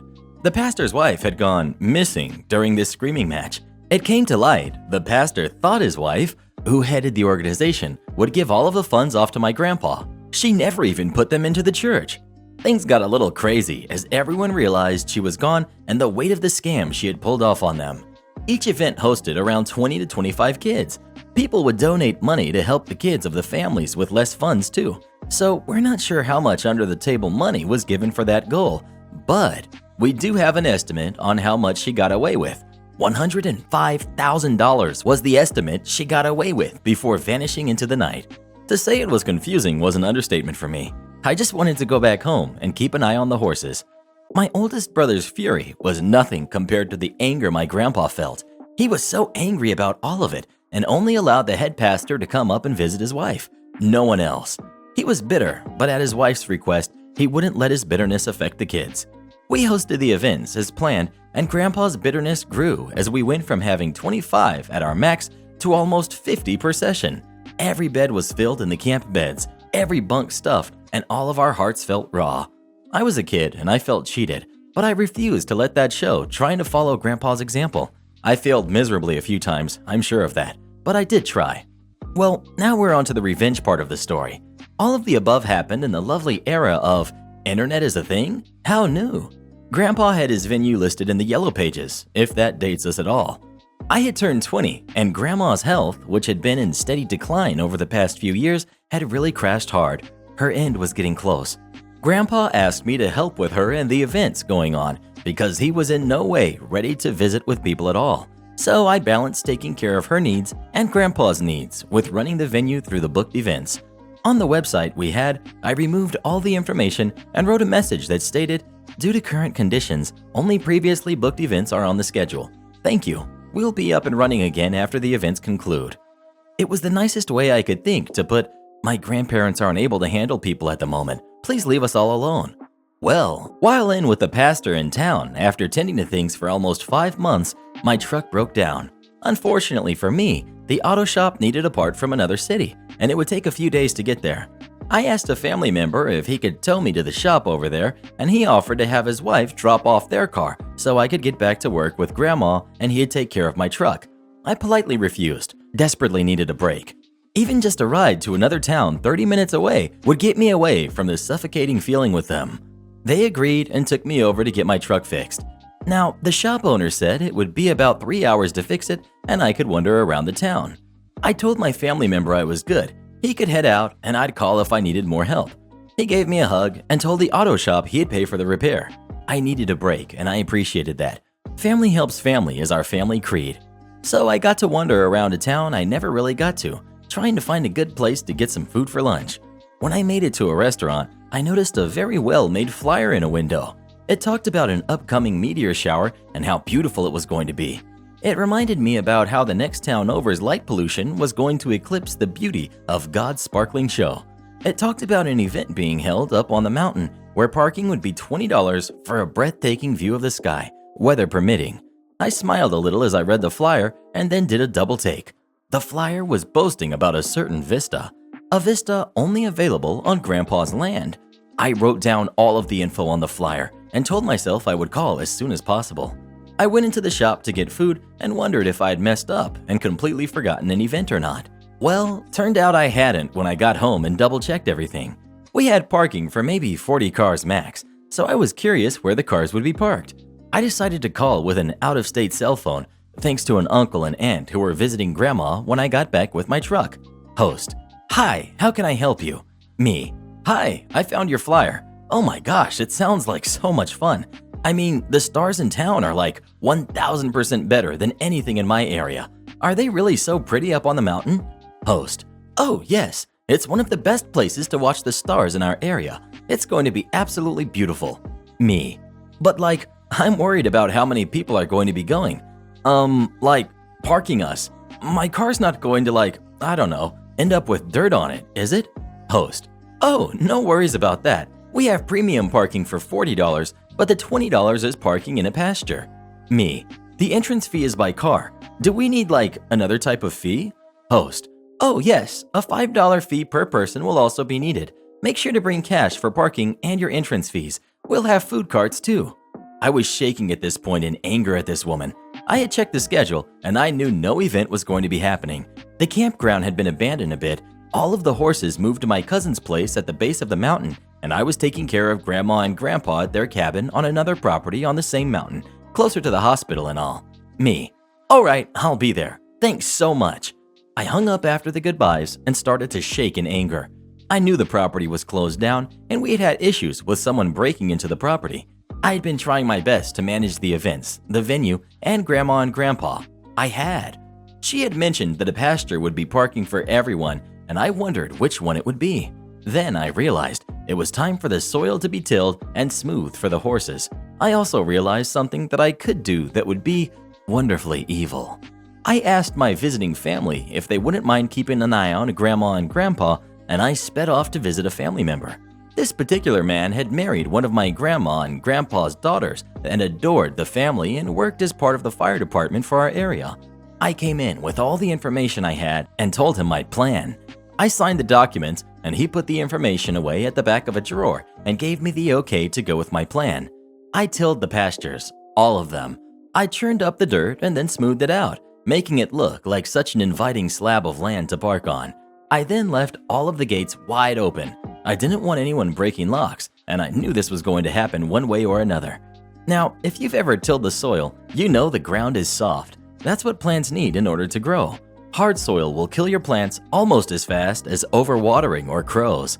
The day before the event, I was in the main parlor getting some water when I noticed a car coming up. They sped up, and who stepped out but the pastor's wife I had seen all those years ago and another woman from the same church. It dawned on me that this was a con they were using, and I wondered how many times they had used the campgrounds before. I saw red. I hid and watched as they knocked on doors, checked all over the place for any signs of life, and then started to talk excitedly as they sped off. I made sure my grandparents were well looked after as I kept lurking on the campgrounds and waiting. They came back the next day, the day of the event, and brought a line of porta pots, a hand washing station, and a few food vendors that got set up. They turned on the footlights to the wedding vista, and I felt my blood just about boil. I could have called the cops on them for trespassing, but I had a much bigger plan in my mind for these nasty ladies. I waited until I saw cars lining the pastures, 3 pastures worth of cars. The driveway crammed so tight with cars that I was amazed at how many fit. The gravel drive was even being used, and so was the cement area by the barn. I hadn't realized how big this event was really going to be and instantly started to worry about my plan. There were so many people, but I had followed the letter of the law with help from my family. I had posted the private property and the closed for maintenance signs up all over the place. I was so nervous as I saw so many people going up the footpath, but resolved that my plan was foolproof. When the food vendors turned off their lights, I knew it was time. Everyone was blocked in and up at the vista. I started with the pastures. That lovely soil plus the sprinkler system quickly became a muddy sink that stuck all of the cars up to their tires or doors. I went all out. I turned on every fire sprinkler on the property. I knew the vista was getting a proper soaking too. Everything was. I had started with the pastures first, and with sprinklers that could douse a fire, it did everything I remembered as a kid. It flooded the pastures. It made the driveways impassable. It washed out part of the road for anything other than off-roading trucks or vehicles. With over 100 cars in the pastures, I was gleeful as I heard people coming down the path. I shut off the sprinklers after 10 minutes while everyone tried to figure out what was going on. People were calling the police, emergency services, screaming and confusion everywhere. The 2 ladies' cars I had taken great delight in letting out the air of their tires and adding extra water under. The car was sunk pretty deep. Well, my work was done. I hiked out and down the hill and left to go back into town. The police made it up by the time I had already gotten back to Grandma and Grandpa's place. I was found there, and family vouched that I had been there the entire night when the police showed up. I explained to the police I wouldn't be caught up on the campground tonight, especially not with a fire safety test going on. We were to test the water tank's pressure by running them on an automatic timer for 10 minutes and then measuring the water missing from the tanks in a few days when things settled and were passable. They wanted to know about the event, and we said we weren't hosting any events at all. Why would we when we had told the police department almost a month prior the campground was closed until further notice? The 2 women who had hosted the event were caught and charged with trespass and a whole mess of other things, including reckless endangerment. The firemen produced the permit too, to test the fire tanks. After all, they were paramount to the running of the fire department. They had 2 helicopters that would fill at those stations after all, and they needed to make sure that each pump could push out 100 gallons per minute after all. The women had to pay for tow services, damage the towing cost of the property, hotels, and inns for the people who were stranded and didn't have somewhere else to come pick them up, and a ton of legal fees. The woman from the church had been wanted for her previous crimes and had been living at this woman's house, helping her to run similar scams all over the country by using out-of-season abandoned properties for their scams. I don't have too much information on the end of it all, because unfortunately at the time it was wrapping up, Grandma passed away. I do know that all profits from the scams had been sunk into fixing the damages and repaying for the crimes. It cost a lot to dig out cars that got stuck in the mud. I hope you all enjoyed my tale of revenge. I did not expect it to be so long to write up, but then when I tell this story to family and friends, they all know the campgrounds, so I don't have to go into that. Speaking of campgrounds, have you ever been to a camp? And if so, did you enjoy it? Please let us know. I attended a How to Stop Being a Karen retreat recently. I think it might have helped, to be honest. Am I the jerk for telling my friend that he's basically an employee of his dad and not a business owner like he says he is? My friend Jay comes from a wealthy family as his dad owns several successful businesses. He's not a snob, but recently he's become a bit preachy about how it's better to be an entrepreneur than an employee. We've talked about it several times before. I've been working for a financial company for 9 years, and he always asks me about when I would put up my own business. I told him that I enjoy my current job because I get paid all right, have a great time with my coworkers, and learn many things from my clients. Jay said that I'm wasting my time working for a company that pays me so little compared to what I could earn if I were a business owner. I told him that I do have plans of having my own business someday, but that requires a large amount of capital and is a huge risk that I'm not yet comfortable taking. He said that I've been an employee for 9 years, so if not now, when? And that you can only get the reward if you take the risk. I usually try to brush things off because I know that Jay has good intentions. He's just a little out of touch with how hard it can be to put up your own business and be successful at it, since his dad's businesses have been there all his life. But the other day, he was telling me about one of his cousins who asked for advice in college majors. He told me that he told his cousin to go for a business degree, work for 2 years to get some experience, and then have his own business, just like Jay said he did. He also told his cousin to remember to aspire for greater things and not be satisfied with being an employee forever. I was a bit irked about the last part and told him that, hey, there's nothing wrong with being an employee forever, and not everyone is cut to or wants to be a business owner. He said, yes, there's nothing wrong with being an employee forever, but if you're smart or have any ambition, you would want to have your own business instead of working for someone else your whole life. I told Jay that if he thinks that being a business owner is the best way to succeed financially, then why hasn't he put up his own business? He said that he does have his own business, referring to the construction firm his dad founded, which he now manages, and he doesn't have to put up a new one since his family already has one in place. I asked how it's his if he isn't the registered owner, needs approval from his dad for all major decisions, and doesn't control the company's income. I said that he's basically an employee who happens to be related to the owner, and the monthly allowance he gets for running the business is his salary. He didn't reply to me after that and hasn't talked to me since. Am I the jerk? Well, what do you think? Is OP the jerk or is his friend the jerk? Please let us know. His friend sounds quite insufferable, to be honest. When shipping costs more than the item itself. In 2019, my wife and I welcomed our first child into the world, and as a baby shower gift, my father, who lives on the other side of the country, wanted to buy us a crib. Obviously, the easiest way to do this was to order from Amazon, so that is what he did. Total came out to something like $650 plus free shipping. Now, my wife and I were the ones to select which crib we wanted, and my father had no issue with the price. My dad orders it from his account, shipped it to my address. So the crib shows up. They drop it at the base of our driveway, and we have about 15 steps up our front door. That box is heavy, probably handy of 500 pounds, and it's just me and my pregnant wife. So, me. But we get it in, and we spend a day building it and go on with our lives. But as ads do what ads do, my phone was bombarded with ads for cribs, including the one my father just bought us less than 2 weeks ago. And surprise, surprise, it's gone on sale for $430. So I contact Amazon, let them know what's going on, and ask if they have a 30-day price guarantee. I figured there was no reason to tell my dad he could have saved $220 if he wasn't able to get the money back. Now, because it was over $200, they couldn't just do a refund, but said that we could return the crib and order a new one. Unfortunately, we've already built the crib and can't return it, so they told us, order a new one. When that crib comes, return the old one, get the refund. I made sure to ask about return shipping, and they said that would be covered as the item has free shipping, and I saved the transcript of our conversation. So that's what we start to do. I contact my dad, he puts a new order in, and we wait for the box to arrive. Similar situation, heavy box left at the edge of my driveway, but this time the weather was pretty crappy and the box got ruined. I took photos of it sitting at the curb and then moved it inside. I let my dad know, and he contacts Amazon and then gets an email providing the return address and instructions on how to return it, including a blank "affix postage here" spot on the label. Back to talking to Amazon support, and they're very sorry and look into it.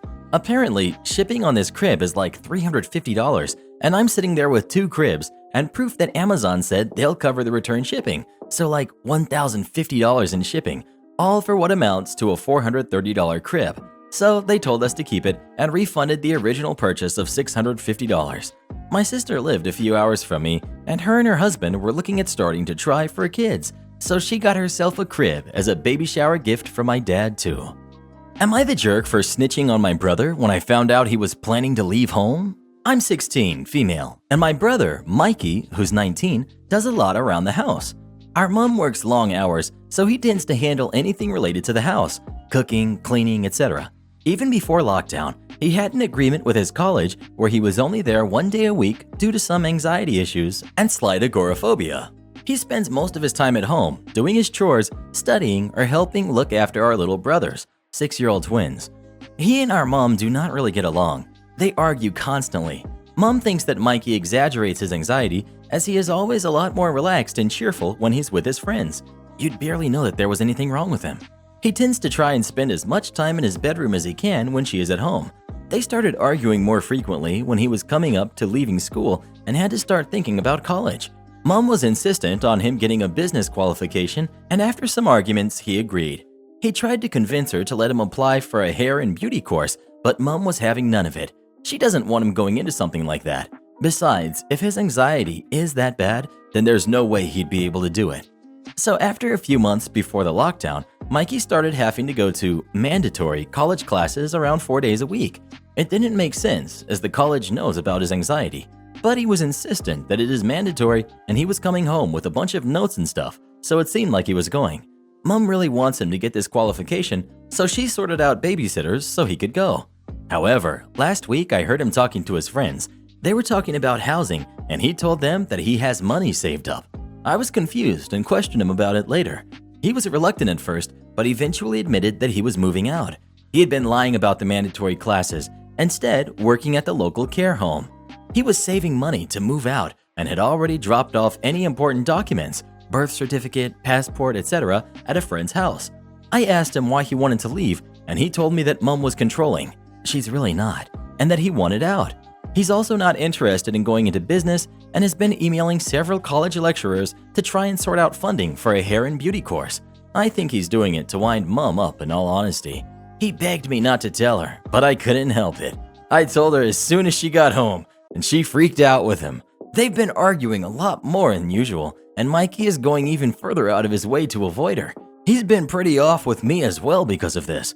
I told a couple of friends about the situation, but they seem to think I should have kept my mouth shut. I just didn't want my mom to have to find out 2 or 3 weeks before Mikey left, considering he does so much in the house. Am I the jerk? Edit. I'm just going to edit this because I'm not going to explain it in every single comment. I did not tell my mom because I thought I'd have to do everything Mikey did once he left. Mom knows I will flat out refuse to do it. So she has to put out a couple of advertisements for babysitters and nannies and is going to try and get a cleaner if we can afford it, which we probably should be able to. Edit 2. This is going to be my last edit. I can deal with people who might think I'm the jerk, but I'm not putting up with the disgusting DMs. For the people saying my mom shouldn't have shaved Mikey's hair off after they dyed it. She did warn him after the first time he bleached and dyed it. That time she just made him dye it back. He is not being singled out either. I can't dye my hair either, and my little brothers won't be able to either. It's not just Mikey. And for the people asking why I hate my brother, I don't. I love him to pieces. He always used to help me with my homework, spent time with me, and was a shoulder to cry on whenever I needed.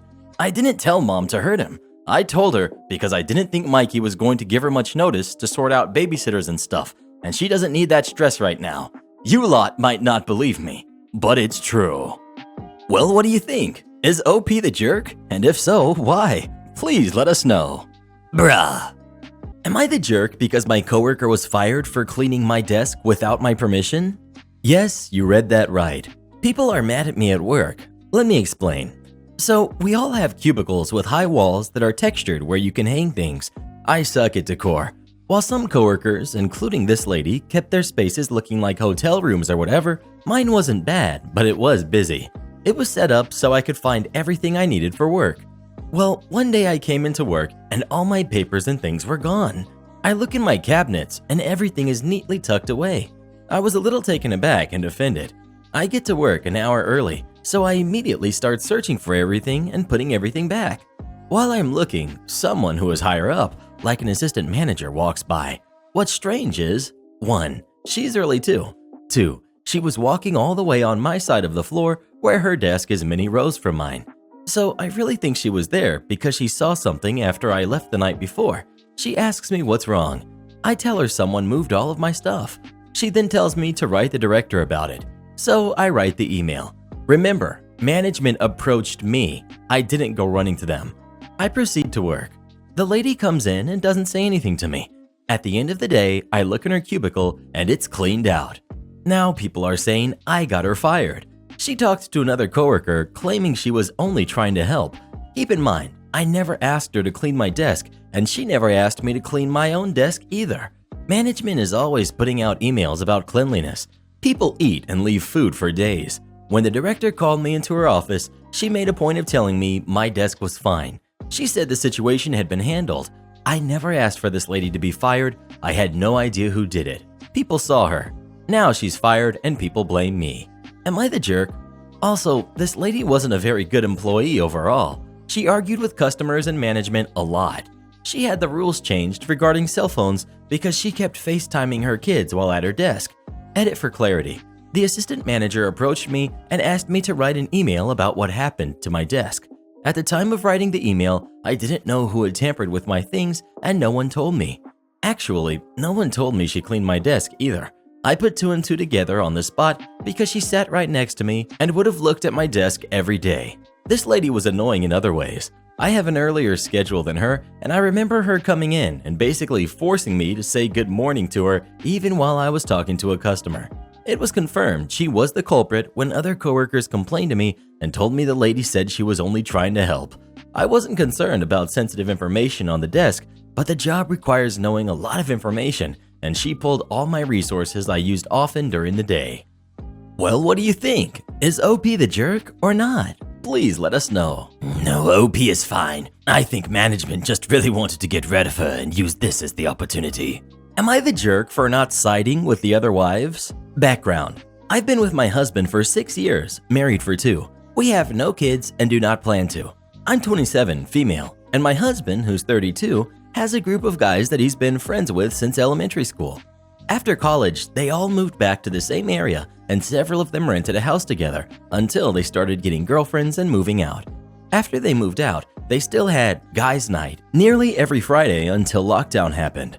They started back up a few months ago after restrictions in our area relaxed and the majority of the guys started getting tested regularly because of their jobs.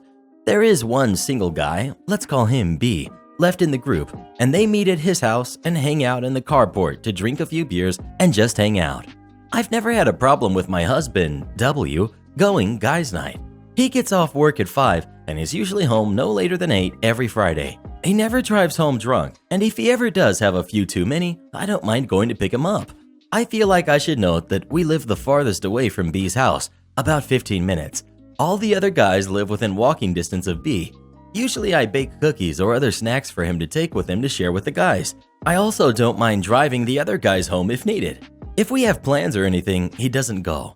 Since the guys' night has resumed, the other wives have been complaining about it. We're friendly, but none of us are really good friends like our husbands are. We've tried to have a girls' night while the guys have their night, but most of them have kids and we really don't have anything in common outside of our husbands. It was just awkward. One of the guys, A, is married to F, and they have a 1-year-old baby. F has been particularly vocal about not wanting A to be out every Friday, as she wants help at home. The other wives backed her up and started a group chat asking that we present a united front to cancel guys' night. Here's where I may be the jerk. I refuse to side with them. It gives me time to unwind after work, and it's become part of my routine. So when the other wives told their husbands that they didn't want guys' night to happen anymore, I told W that I didn't feel the same way and he should keep going. He enjoys it and he should get to see his friends regularly. So after the confrontation, the other guy started in with, "Why can't you be cool like W's wife?" Or, "She lets him go, she even makes us cookies and picks him up," etc.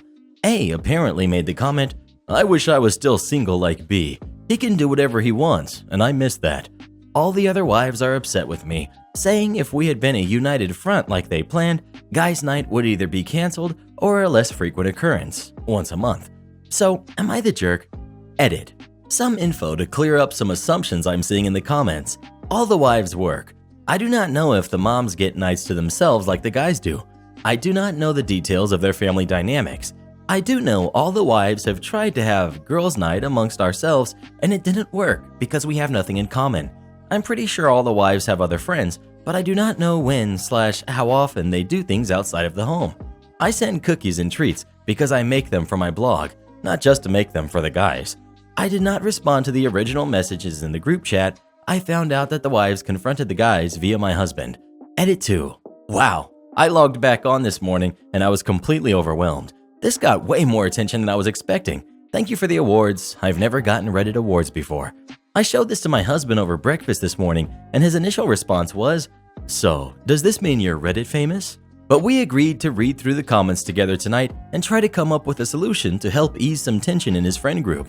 Thank you for all of your input and apologies if I don't respond to your messages and comments.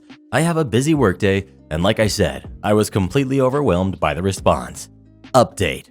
A lot has happened in the last 3 weeks, but I'm going to try to condense it for the character limit.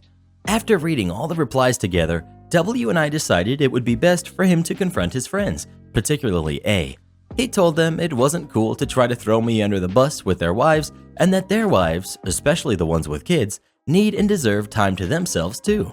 According to the guys, all the wives are getting time to themselves without the kids each week, with A's wife, F, getting the most time out of anyone.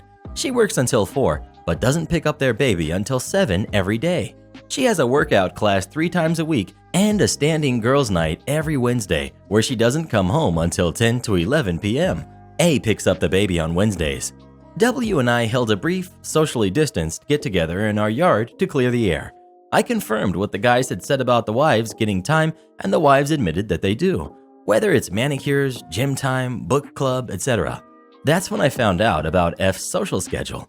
Then they confirmed that all the guys were attentive and involved dads. W later told me he was sure his friends weren't complete jerks, but was glad to have the reassurance. Then it erupted into a fight between A and F, with A saying he only gets 1 hour a week to himself, since he gets off at 7 and is home by 8. F broke down and started screaming that it wasn't the time spent with his friends, but his comments the following days. She then turned on me, literally pointed and screamed that it was my fault. That during the lockdown, for the first time in over 5 years, she didn't have to listen to A talk about me all weekend. I was shell-shocked and didn't know what to say, but W jumped in and told her that she could not talk to me like that and she should probably leave before she said something she couldn't take back. F left and A stayed. Afterwards, the other wives admitted they only agreed the ultimatum after F relentlessly persuaded and pushed them into it. I have never seen this side of F before, so I had no idea she could be like this. A has been sleeping at B's house for almost 2 weeks now. He's still been picking up/spending time with the baby, but he doesn't sleep at his house. He says they're going to try therapy, and if that doesn't work, they'll probably separate. As much as I dislike the guy, I feel bad for him. Guys' night has resumed. I still send cookies, but W says he doesn't bring me up and shuts the guys down if they try to talk about me. Well, who do you agree with? OP or the other moms? Please let us know. They need to turn this into a reality show. I would so watch it. Mistaken for a middle schooler. This happened about 7 or so years ago. I was 20, female, and 5'2" with a baby face, so you could say I was used to being stopped by truancy officers. I was looking to make a little bit of money without actually having a job. I was in college and didn't want to dedicate too much time to anything other than schoolwork. I lived at home and my tuition was paid, so getting a job really wasn't all that important. On the occasion, however, I did odd tasks for my friends and family for a bit of pocket money. My father was, and still is, a middle school teacher. While he is well loved, paperwork isn't really his thing. As such, I would regularly grade his students' work. Nothing too intense, multiple choice and such. Every now and again, I would take a day to go into assist him in reorganizing the classroom itself. It was always a great time. The students were amazing, and I got to see my father doing what he loved. On this particular occasion, he had lunchroom duty, where he basically supervised the cafeteria and made sure that the kids didn't get too rowdy. Being a bored college student, I followed him down rather than stay in the empty classroom by myself. Once we were down in the cafeteria, I mostly just became a wallflower and kept out of the way while he called tables of preteens up for their meal. There were other teachers around assisting, and a few would wave to me when spotted. Most knew me from my previous occasions that I had been there, and those who didn't figured out the situation pretty quickly by asking myself or their coworkers. I haven't been in a middle school cafeteria since I had been in middle school, but it wasn't anything overly impressive. It was a regular cafeteria, loud, messy, and full of kids. I quickly became disinterested and simply leaned against the wall, drifting off into La La Land. Most people were content to just mill around me, but not everyone. I can feel someone staring at me, and after a moment I checked my surroundings. A stocky figure was standing in front of me, clearing their throat aggressively. Giving them my attention, I was met with an angry-looking older woman that I did not know. With her hands folded over her chest, she glared down at me with a frown, tapping her foot in annoyance. I didn't say anything, waiting for her to tell me what she wanted. Didn't you hear me tell everyone to sit down? No, actually. I honestly didn't, because I wasn't listening. I barely listened in middle school when I actually attended. I didn't. Well, I did. Good for you? Excuse you? She raised her eyebrows and gave an exaggerated shrug. Why are you still standing? By this point, I was getting more annoyed than confused. I still didn't know what she wanted from me, but I don't like people talking to me in general. And I definitely don't like people talking down to me. So I'll admit, I got a little snarky with her. I'm still standing because I don't want to sit down. Now you listen here, young lady. You are going to sit down right this instant. No, I'm not. No? I don't know who you think you are, but as long as you're a student in this school, you will listen. It was at this moment that I knew we had messed up. I, of course, wasn't a middle school student, and I was highly offended that she thought I was. While small and unimposing, I'd certainly hit puberty hard enough not to be mistaken for a 7th grader. Still, I tried to be understanding in that mistakes had been made, and I tried to backtrack. Oh, I'm not… Yes, you are. I don't even go here. Oh, so now you don't go here, huh? Then why are you here? Go on, tell me another lie. Quite literally, backed into a corner, I began looking around for my father, but I couldn't see him from where I was standing. I didn't need him to save me. However, I didn't know if I'd be able to convince this lady that 1. I wasn't a kid, 2. I didn't attend this school, and 3. I wasn't some creep trespassing. That's when a random 12-year-old came to my rescue. USS Robertson, your dad is looking for you. Oh, your father is here, is he? Grinning and twisting her head as if she was a snake being charmed, the lady looked extremely pleased. Turning to the kid, she smirks wide and gestures with her hands. And just where is her father? Right there. The kid waves down my dad, calling his attention over to us. She's over here, Mr. USS Robertson. The woman frowned at me, but all I could think to say was, I'm 20, but he's still my dad, which didn't make all that much sense. Once the lunch aide became aware of what was happening, she left. She didn't apologize, she didn't double down. She didn't even wait for my father to come over. She just turned bright red and immediately left the room. I never actually told my dad because I don't think he'd let me live down getting saved by a 12-year-old. Entitled mother steals from my car because she hates shopping. Alright, this is gonna be a short story because I get too angry talking about it. First of all, a touch of backstory. I wrote the stories about the entitled parents locking the park gate around a year ago. I have since moved house with my parents, and I wasn't going to tell this story because it's a little old, but hey, here we go. My family, me, my mom, my stepdad, who I will refer to as dad since he basically is, had just been shopping, and we were driving back home and we pulled into our estate. And as we were driving down the road, we saw a woman who we didn't recognize standing on the path, but we thought nothing of it. Our road is next to a school, so lots of people tend to stand around. We pulled into the parking spot, and we began loading up on the shopping bags to take to the house, which was down a pedestrian path and round a bend, out of the view of the car. We walked down to the house and we put our shopping on the counter. Then my dad stopped me. "Dad, I think I left a few bags in the boot. Can you run and grab them?" I agreed and he threw me the car keys. I went outside, and as I walked towards the car, I saw that our car boot was open and someone was inside. My dad forgot to lock the car. It was the lady we saw before rummaging around in our shopping, and her arms were full of biscuits, cakes, and a pack of cobs. Me, "Excuse me, what the heck are you doing?" Entitled Mom, I'm just getting the shipping out of my car. Why is that your business? Me, "This isn't your car. I have the keys. This is my dad's car. So what are you doing?" I was waiting for my babies to finish school, and we needed some food for the house. You left these here and walked away, so I'm taking them instead of you people wasting them. Me, "We aren't wasting them. If you need food too, then buy it. Don't take ours." But we hate shopping, and this is so much easier. Can you please just give it to me? Me, "No, sorry." I then proceed to take the food from her, close the car, and lock it. The entire time I'm getting grief from her as she calls me all sorts of names and proceeds to storm off to presumably try and ruin someone else's day. Note, as I said before, this story is a little dated, so the situation is long gone. So please don't give me advice on how to deal with it. It's too late. Complaining neighbor. Many moons ago, I lived on the second floor of an apartment building in a college town, aka lots of young people getting their first taste of the real world. My neighbor below me came to my door one day asking me to keep the noise down. I was confused since I'm a rather quiet person until she explained that the noise was from me walking around my apartment. She didn't appreciate how loudly I walked in my own home. Side note, all the apartments had wall-to-wall carpets except for the first floor. I remembered something my uncle once told me about how if you don't want to hear people walking above you, then you need to live on the top floor.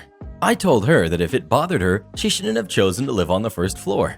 She said that she had trouble with stairs and couldn't do that, but then told me to be quieter when walking around. I then told her politely that I would work on that and shut the door. I wasn't going to alter how I walked in my own apartment just for her and her attitude problem. Oddly enough, though, shortly after this encounter, I broke my foot walking down the stairs. I would be on crutches for 6 weeks with a cast and then have a walking cast for several weeks more after that. This made it difficult to move around my apartment since my crutches would get caught in the carpet. I found that it was easier to sit in my desk chair and push myself around my small apartment with my still functioning foot and arms. However, again, the problem here is the dang carpet. The wheels would get stuck in the carpet and would cause me the occasional problem. This would then mean I would have to hop around my apartment if I couldn't get the chair unstuck from the floor. I could hear her complaining sometimes, especially when I had my balcony door open and she was outside. I honestly didn't care about her petty problems, but was tired of hearing them. Then one day I was trying to push myself across the apartment to the kitchen and the wheels got stuck.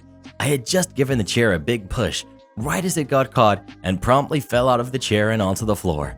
I didn't land gracefully and ended up with a huge bruise on the back of my leg from landing on the armrest of the chair. Needless to say, I was not in a good mood and I was in pain. My lovely neighbor comes upstairs not too long after this and complains that I woke her from her nap with that loud bang. I had answered the door, sitting in the evil chair with my broken foot in plain view. I politely told her that the loud bang she heard was my body hitting the floor, and my best sugary sweet sarcastic voice told her that I appreciated her concern for my well-being and that I was fine. I then thanked her for coming by to check on me and then slammed the door in her face. She never bothered me again. The Karen that loved me. This incident happened in Kroger this past Friday. Despite being in the middle of lockdown and our building being the center of a small cluster, 9 cases, we had a group of second-tier execs, not C-level, but the next step down, executive vice presidents, senior VPs, etc., and their entourages were doing a dog and pony show and touring the office. So, of course, shirts and ties for everyone still in-house. After 14 hours of this crap, I headed home and stopped at Kroger for some staples and much-needed beer. I'm going through, filling my cart, and trying to pick pretzel nuggets or rods when I hear this, ahem. You remember Dolores Umbridge from the Harry Potter films? That sound, but from the throat of a 2-pack-a-day smoker. This old lady, face looked like an extra from a Golden Girls / Walking Dead crossover, and clothes like a Michael's craft store vomited on her, was standing behind me and tapping her foot like she had been waiting for hours. After a moment, she speaks up. It's about time you noticed me. Now, where are the Cheetos? Not the crunchy ones, the other ones. I'm surprised, annoyed, and not having it. Lady, I don't work here. Do I look like I work here? She pauses, looks, sees my badge hanging off my belt, and her demeanor rotated 180. Oh, I'm sorry. You're in a tie and white shirt. I assumed you were a manager here. I really am sorry. She starts away, and I laugh. She's standing literally alongside the Cheetos. It's all right. We've all had those days. By the way, right by your head. She looks over and starts beaming. Her Lord and Savior Chester, in all his puffed glory, found. Thank you, and I'm sorry again. Old bag scurries away. A few minutes later, as I'm in the self-check line, I hear, Oh, and he's handsome too. I bet he has a nice smile under that mask. In line for the regular checkouts, there's the lady, talking and pointing with another old lady. I'd say it made my day, but at that point I was too tired to give half a darn, let alone a full darn. But it was interesting enough that I wanted to share with y'all while I take a break from doing payroll. Cheers. Speaking of Cheetos, which do you like best? Original, puffed, or hot Cheetos? Please let us know. Hot Cheetos all day, bruh. With a little bit of lime in it. Yes. Am I the jerk for suing my sister over a poster my sister's son destroyed? My sister brought her kids over 2 weeks ago. In my office, I have a vintage Marvel poster signed by Stan Lee and the artists of the poster. The poster is over 30 years old. Her son saw this and thought it was really neat and wanted me to give it to him. I tried to be diplomatic, but let him know that wouldn't happen. For certain reasons, my office door locks behind me and you need keys to open it. This is important. Fast forward the next day. We're going to the park and I can't find my keys. We're looking around the house and I hear her daughter yell out, "Oh no!" And my sister and I go running. Her son has opened my office and climbed on the desk to get the poster down. In doing it, he managed to tear it in half. I'm furious. This poster is not only irreplaceable, I got it signed with my now deceased grandfather. It has a lot of sentimental value to me. My sister completely blew this off. Heck, she even started giggling when her daughter said, "Oh no," the second time because she thought it sounded cute. She didn't offer me anything, even an apology. Her argument is that I should have had my keys on me because I should have somehow expected that her son would try to take it down from the wall. Dad and wife are firmly in my camp.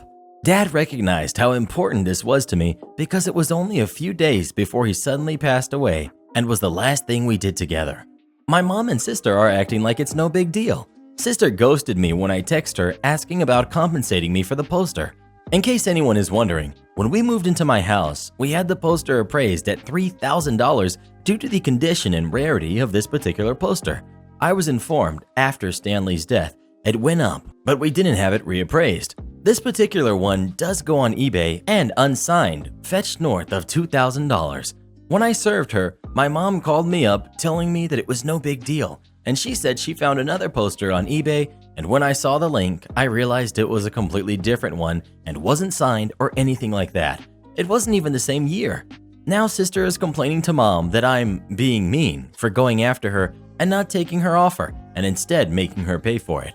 She thinks I should just let this go because kids will be kids. So, am I the jerk here? Edit. Since this has been raised in a few comments, yes, the poster was framed. It was professionally mounted in a frame. It was not tacked to a wall or anything like that. Well, who do you agree with? OP or his sister? Please let us know. God, I hope OP wins in court. Am I the jerk for refusing to buy food for anyone in my household anymore? Everyone eats my food. If there are leftovers / takeout, my dad and sister will pick it off until there's just a little left for me. If I buy food and keep it in the fridge until my mealtime, they'll ask each other if they can eat it. For example, I had a sandwich. I ate half of it and literally announced, "I'm going to save this for dinner when I get back home." Everyone acknowledged what I said. So I come home, it's gone. I ask where it is. My ma said that my sister ate it. I ask her why she ate it. She said our ma told her she could. So I go back and ask our ma why she told my sister she could have it, and she says, "Oh, I didn't think you wanted it." So I start leaving notes on my food. Then it's, Oops, sorry OP, I didn't see the note. Or, well, I was just so hungry, but there's this in the fridge. It's not that our parents don't buy groceries either, but I work so much that by the time I can sit down and enjoy food, most of it's gone. It doesn't matter who bought the groceries, it's the same way even when I buy them. So now I'm refusing to pay for anyone's food, ever. I'm just so frustrated. I literally cried a little bit because I'm so tired of all the food being eaten. I'm so hungry. Think I have tasty food at home and it's gone. All I've been eating lately are bologna sandwiches and 99-cent instant ramen. Of course, everyone in my family thinks I'm being petty and immature. My sister is upset because she gets like $30 a week from her job. She's 15, and I get paid almost 10 times that. I don't think I'm being immature. This is the only other way I can think of getting my point across. That all said, I would be lying if I said I didn't feel a tiny bit guilty. Am I the jerk? Edit. Thank you sincerely to everyone who took the time to respond. As annoyed and frustrated as I was also worried that I was being silly, immature, and overreacting. I will look into getting a small fridge to keep my food in my room. Again, thank you. Final edit. Thank you to everyone who left messages and ideas on how to proceed with this. I don't think I can have a small refrigerator, but I do intend on getting a lockbox for the fridge and finding a hiding spot in my room for non-perishable snacks and such. It's embarrassing it has to come to that, but I think you guys are right. Your comments have made me realize that I have much deeper problems at hand than my family eating my food. My dad and my sister have entitlement issues, and my mother is an enabler by being so passive about it. I'm going to think of ways I can stand up for myself effectively. Thank you all for taking the time to leave support and advice, even though you didn't have to. It really does mean a lot to me. Am I the jerk for telling my wife that if she doesn't want me in the delivery room, she can find someone else to drive her to the hospital? My wife is pregnant and has told me that she wants her sister in the delivery room. She's only allowed one person, so this means I'm out and won't be with her when she gives birth to our baby. It would be an understatement to say that I was disappointed, crushed, hurt, etc. when she told me this is what she was thinking. I had been excited about being there with her and experiencing that moment ever since she told me she was pregnant. Really, ever since we started trying to get pregnant. I just always assumed she would want me there. Note the distinction here between me expecting to be there versus expecting her to want me there. I'm pointing this out because what's worse than the disappointment is her rejecting me and basically telling me that she feels like someone else could give her better support while giving birth. That's really made me feel like a jerk and a worthless husband and father. I've tried not to take it to heart or personally, but I don't know how else to take that kind of rejection. It doesn't help that she's really given no reason for why she feels like her sister would do a better job of supporting her. I know that her sister has had kids herself, but when I asked my wife if that was part of it, she said not really. I then asked her if I had done something wrong or failed in some way, or if she was upset with me, and she said it wasn't anything I had done and she wasn't trying to punish me. She just felt like it would be better to have her sister there. I've asked for clarifications, and that's as specific as she gets. It doesn't seem like she has a real list of reasons why her sister was chosen. It's just a feeling. Either that, or she is lying to me and won't give me the real reason. I'd hoped she'd change her mind, but now she's confirmed that this is how it will be. All of the things I've written about led me to tell her that if she really feels that way, then I think it'd be better if her sister or someone else drove her to the hospital. Otherwise, I'm just her taxi driver. Once she realized that I was serious, she lost it and told me I was acting like a child and pouting. I can accept that it's her choice, but if she doesn't want my support in the delivery room, then why would she want it on the way to the hospital or at any other time? That's illogical. So there's no point in me doing that either. She then decided to go stay with her family for a few days, and since she has, I'm being constantly bombarded by both sides of the family and friends of ours telling me to let this go and stop being a jerk. I know they're trying to help, but I don't think they understand the situation and just want it resolved so they can all feel better. Just looking to confirm if I am as bad as they think I am. Well, what do you think? Is OP a jerk or not? Please let us know. They're only 3, they can do what they want. Okay, so a few days ago, I went to a bowling place with my dad and my brother because we were bored, and we came across 2 different entitled parents. I'll post the second story in a few days. So like normal, we got our bowling shoes on, went to our lanes, and beside us was a mom and 4 girls around 3. We were halfway through the first game, but then something happened. Cast. We've got me, we've got my brother, we've got my dad, we've got entitled kids, entitled mom, and the bowling employee. So like I said before, we were about halfway through the game and the people next to us just finished. We thought they would pack up and leave, but no. 2 games was not enough for them. Entitled Kid 1. Why don't we race the bowling balls down the lane? That would be fun. Entitled Kid 2. Okay. So they grab a few balls and do exactly what they said. Now, I don't have a problem with what they were doing, but after they rolled down the lane, the balls would get stuck, and since we were sharing the balls, we didn't have many balls left. So my dad got up and politely says, "Excuse me, girls, the balls you are rolling down the lane are getting stuck, and we can't use them anymore. So could you please stop?" Entitled Kids. Okay.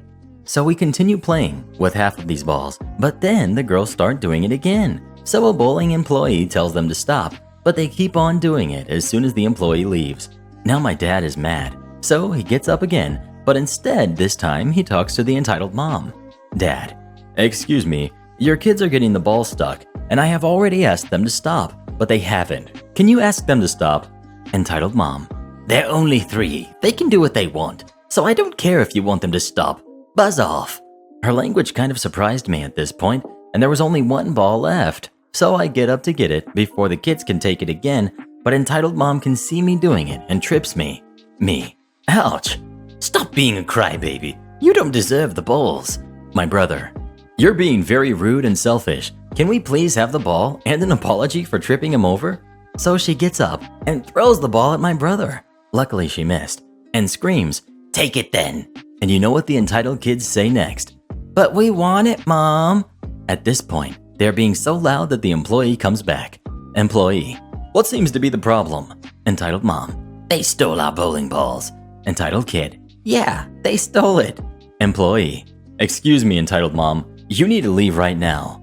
Why? They hurt my babies and stole our bowling balls. They should leave. Employee. Well, after I told your girls to stop bowling, I looked over to see if they did, and I saw the whole thing unfold. Now leave, before I charge you with assault. For what? For tripping him over and throwing a bowling ball at them. Now buzz off. So the entitled mom walks off, and we're happy. Employee. I'm so sorry you had to deal with that. If you want, I can give you a free game. Dad. Thank you so much. So we get the balls back and continue playing. Am I the jerk for saying, "I hope you're proud of yourself," to my niece when I lost my job after she reported the company I worked for? I, 35, female, lost my job after lockdown struck and found another working in a meat company. It was much lesser paid, more tiring and longer hours, but beggars can't be choosers. I have 3 kids to raise and I need a job or it would be too much for my husband to shoulder. I was going to continue to work until I find a more suitable job because the boss of that company is quite the jerk.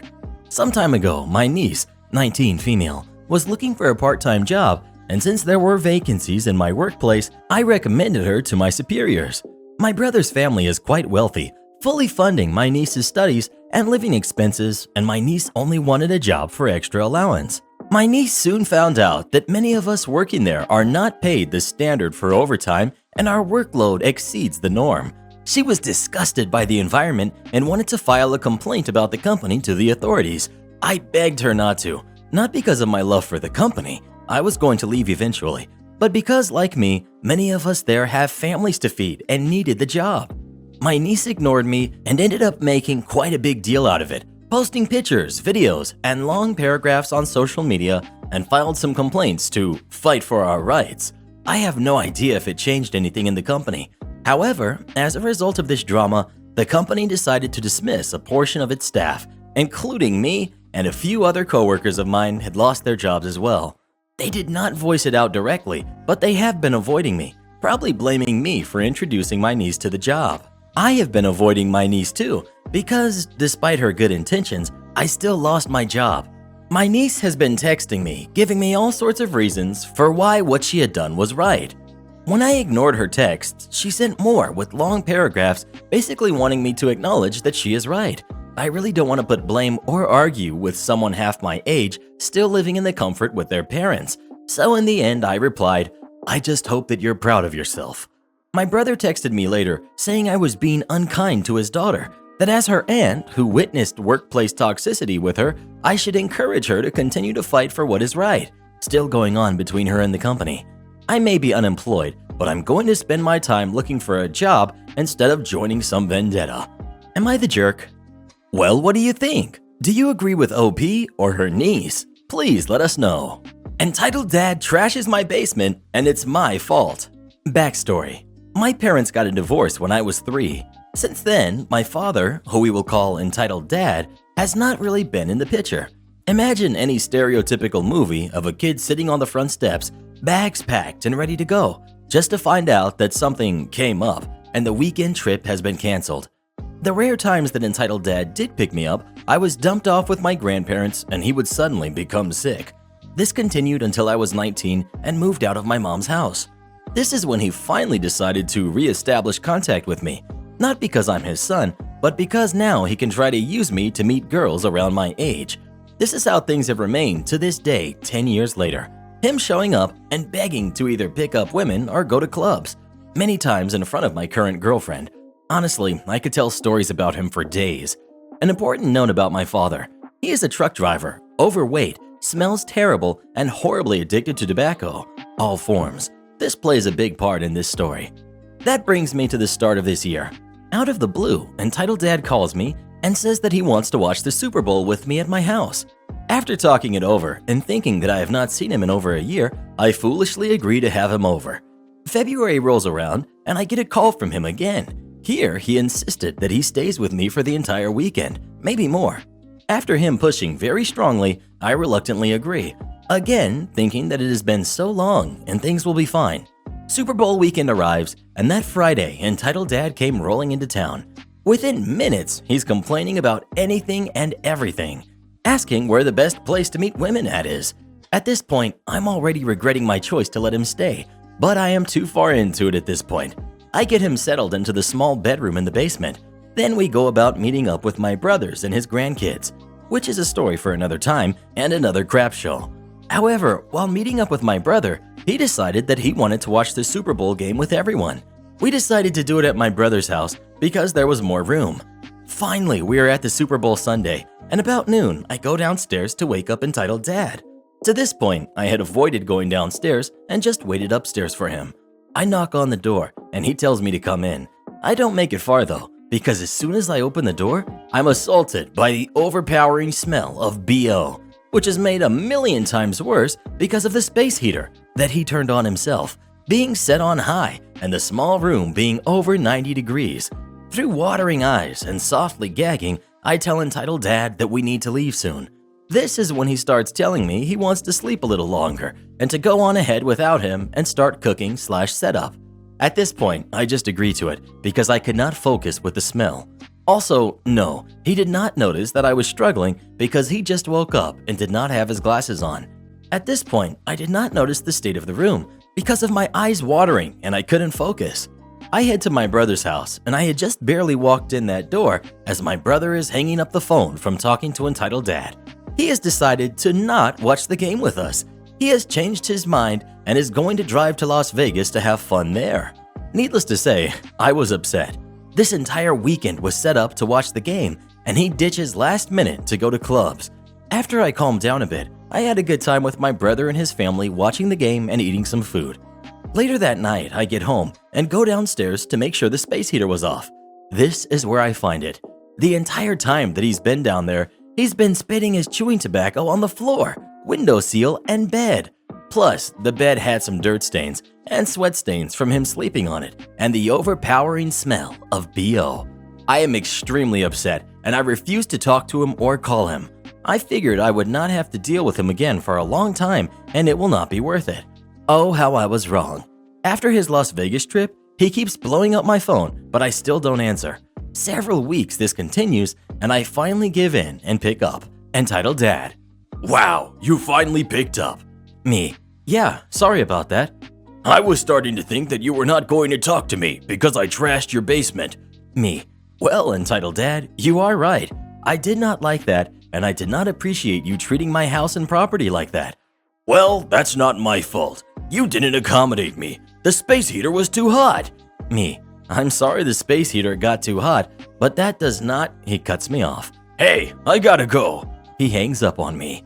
Later on, I found out that he called 2 of my brothers. I have 3 older brothers. He told them I was horrible to him, that I was screaming and yelling. He told one brother that it was my fault because I did not provide him a trash can, even though Entitled Dad did not ask for one. The other brother he told that I did not accommodate him right, but did not go into details, other than I yelled at him. The conclusion is nothing exciting. We're not talking and he is avoiding me. But to be honest, I would rather have it this way. Since I turned 19, he has never seen or treated me as a son, but as a buddy. Also, something I should clarify as well. The reason I did not call or yell at him is because it's not worth it. He is a 62-year-old man-child that still technically lives with his elderly parents and makes them take care of him when he is not on the road in his truck. If we confront him, then he just makes life hard for them and whines and complains to them.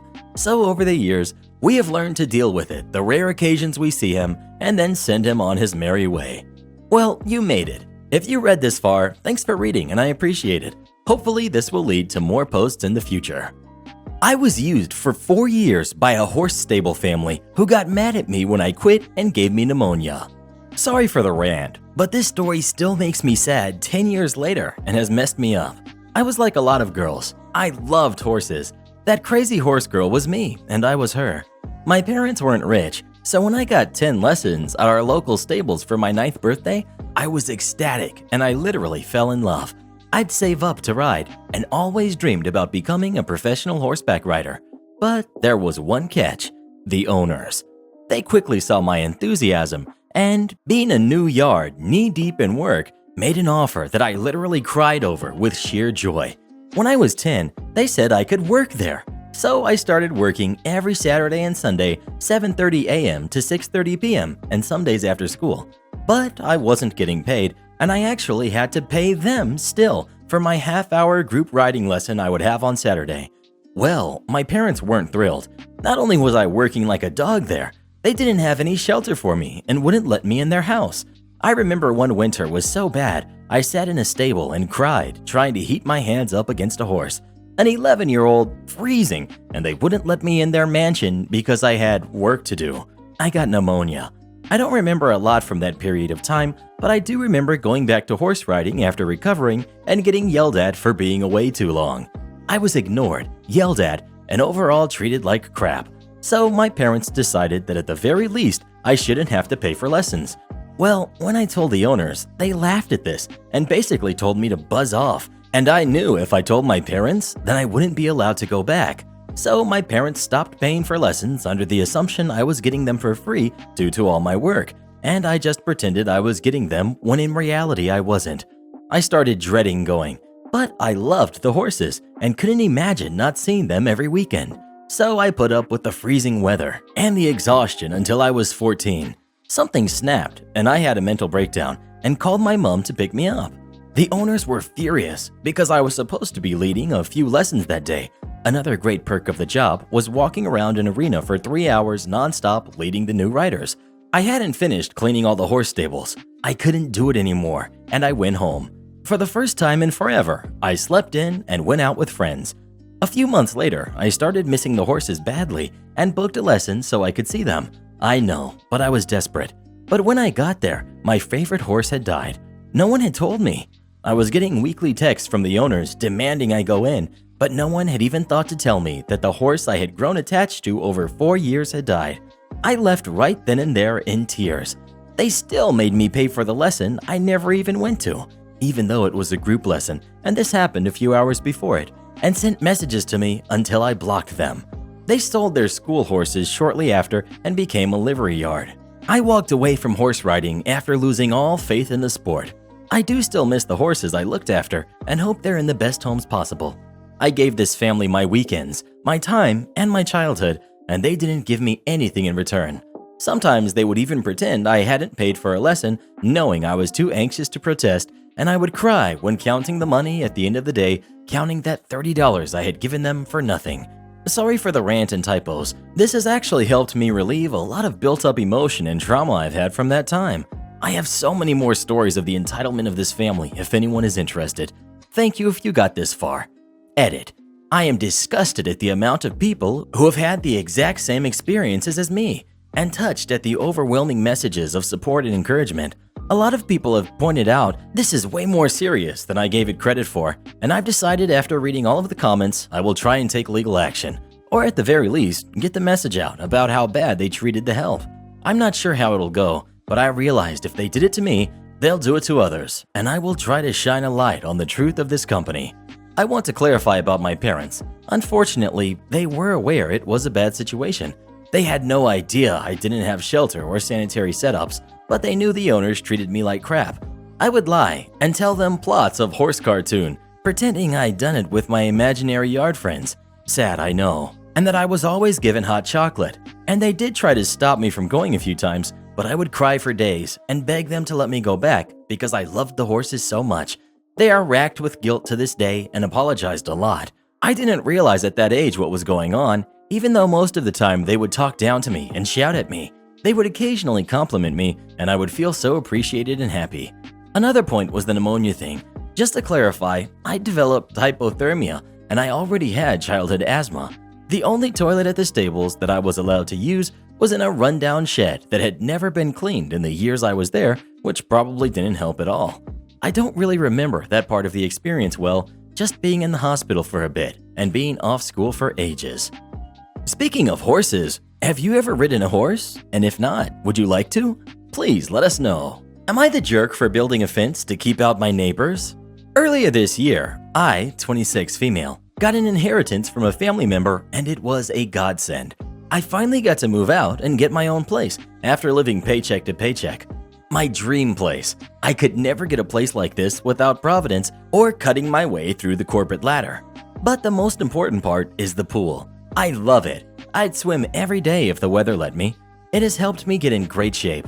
The problem comes from the neighbors. Mark, fake name, and Kaylee, faker name, but it's something like that, have 3 kids. Brad, 16 male, Chad, 14 male, and Leah, 11 female. They started out friendly enough, especially Kaylee, who's dripping with housewife, yoga, PTA energy. She told me about a week after I moved in, over a plate of cookies, that the prior owners of the house were an older couple who let her kids use the pool whenever they wanted because their kids were out of the house and they didn't like quiet. I, on the other hand, love quiet. I am introverted. I love my privacy. First thing I did when I moved in was put up curtains.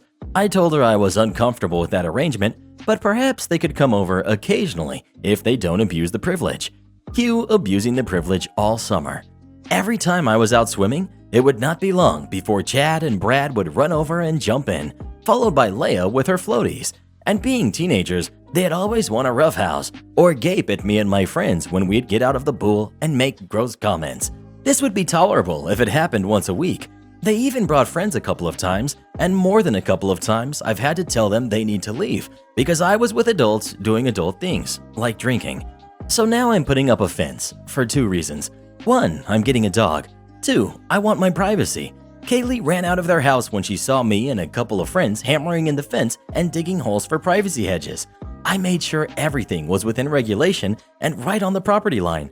She said if I put up a fence, it'd be harder for her kids to come over and play.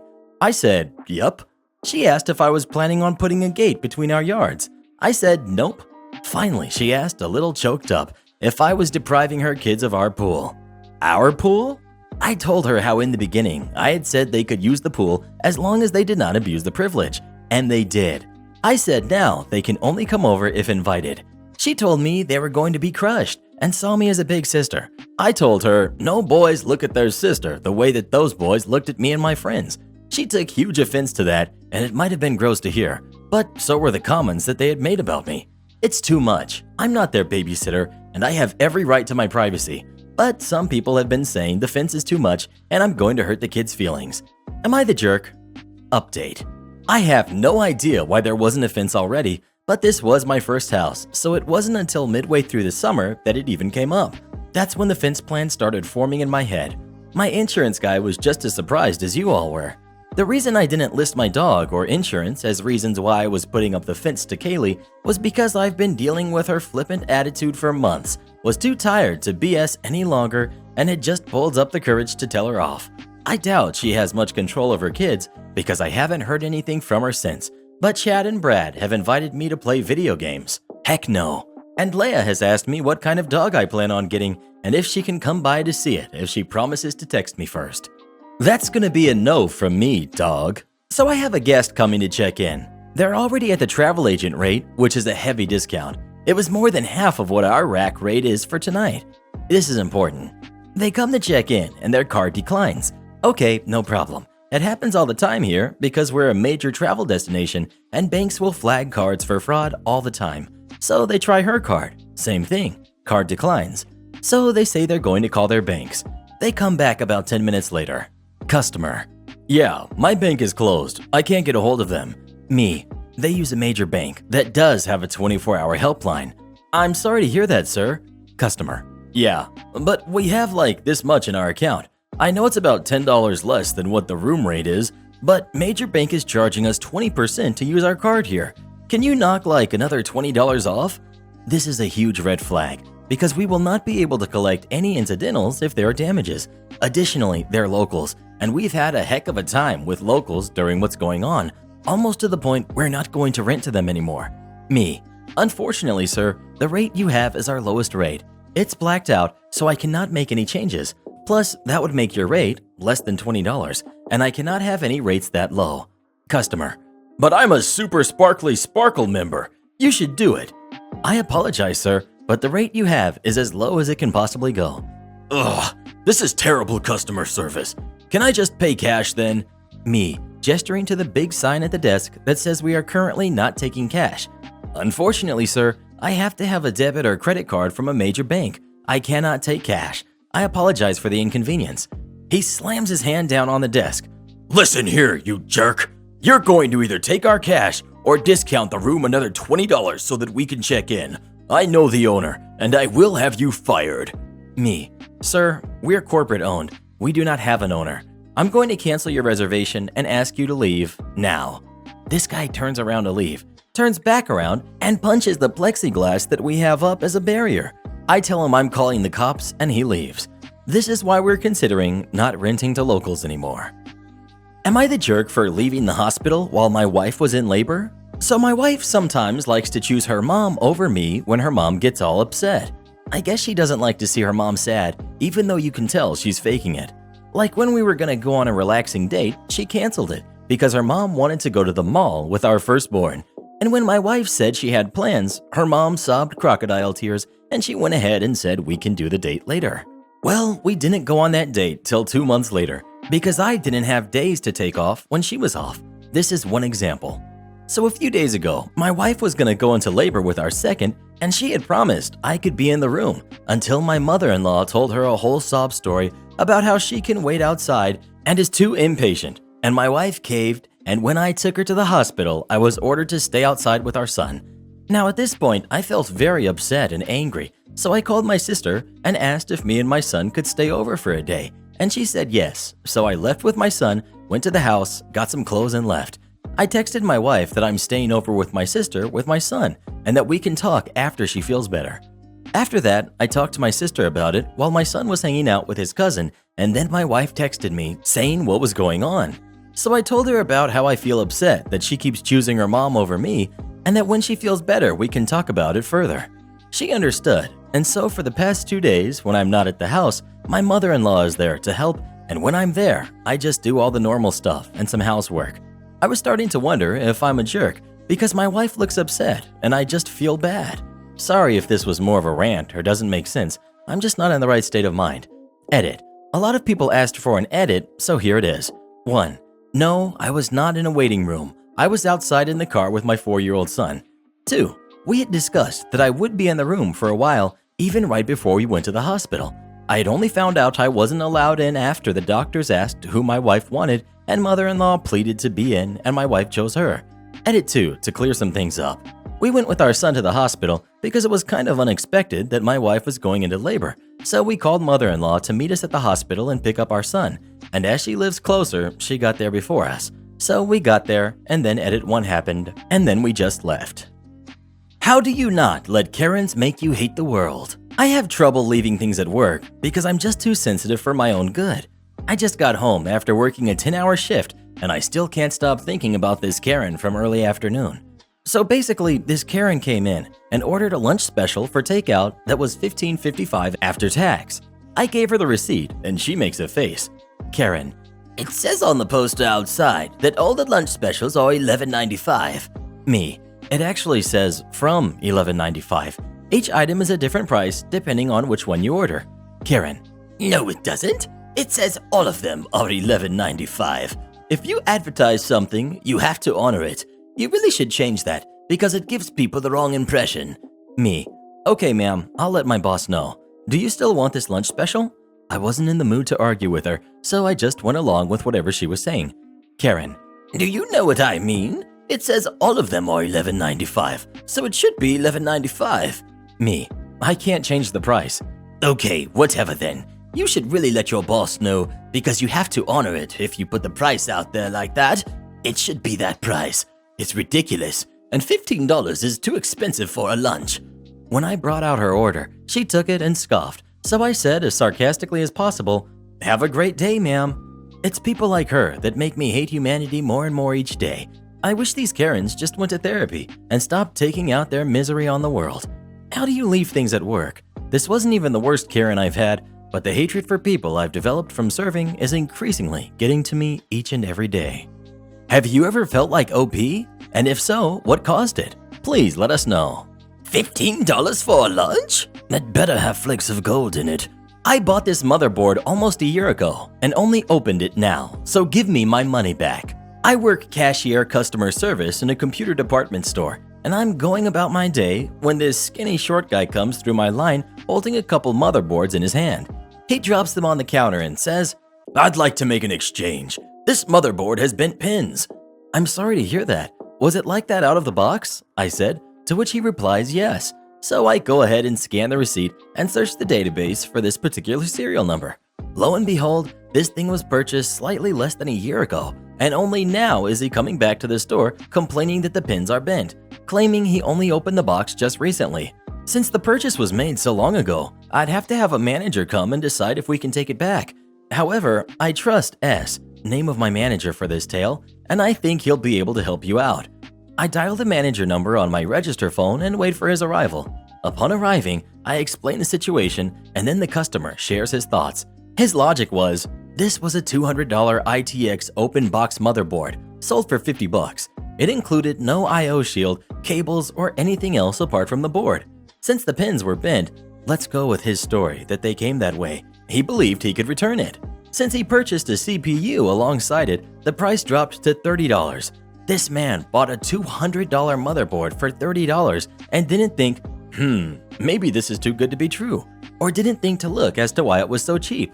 After all this BS spewed to my manager, both of us quickly realized this was most likely a BS return, with the dude having bent the pins somehow and getting upset about it. After explaining that we can just give him this new motherboard that he picked out, retailing at $70, he gets upset.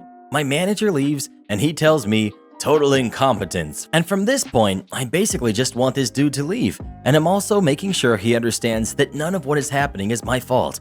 He leaves, and the customers next to him look at me with pitiful eyes and sighs of relief alongside me, as I look at them in exhaustion, and they're like, man, that was something, and I call over my next customer. A tale of a sleepy Karen. I work in a hotel. We are not the richest hotel by far, but we are part of a larger chain. With the current situation going on in the world, my hotel is very limited on what we can offer for breakfast. Our local health department will not allow us to do our famous hot breakfast until the number of new cases in my area decreases. This means that we can only offer grab-and-go items, nothing heated.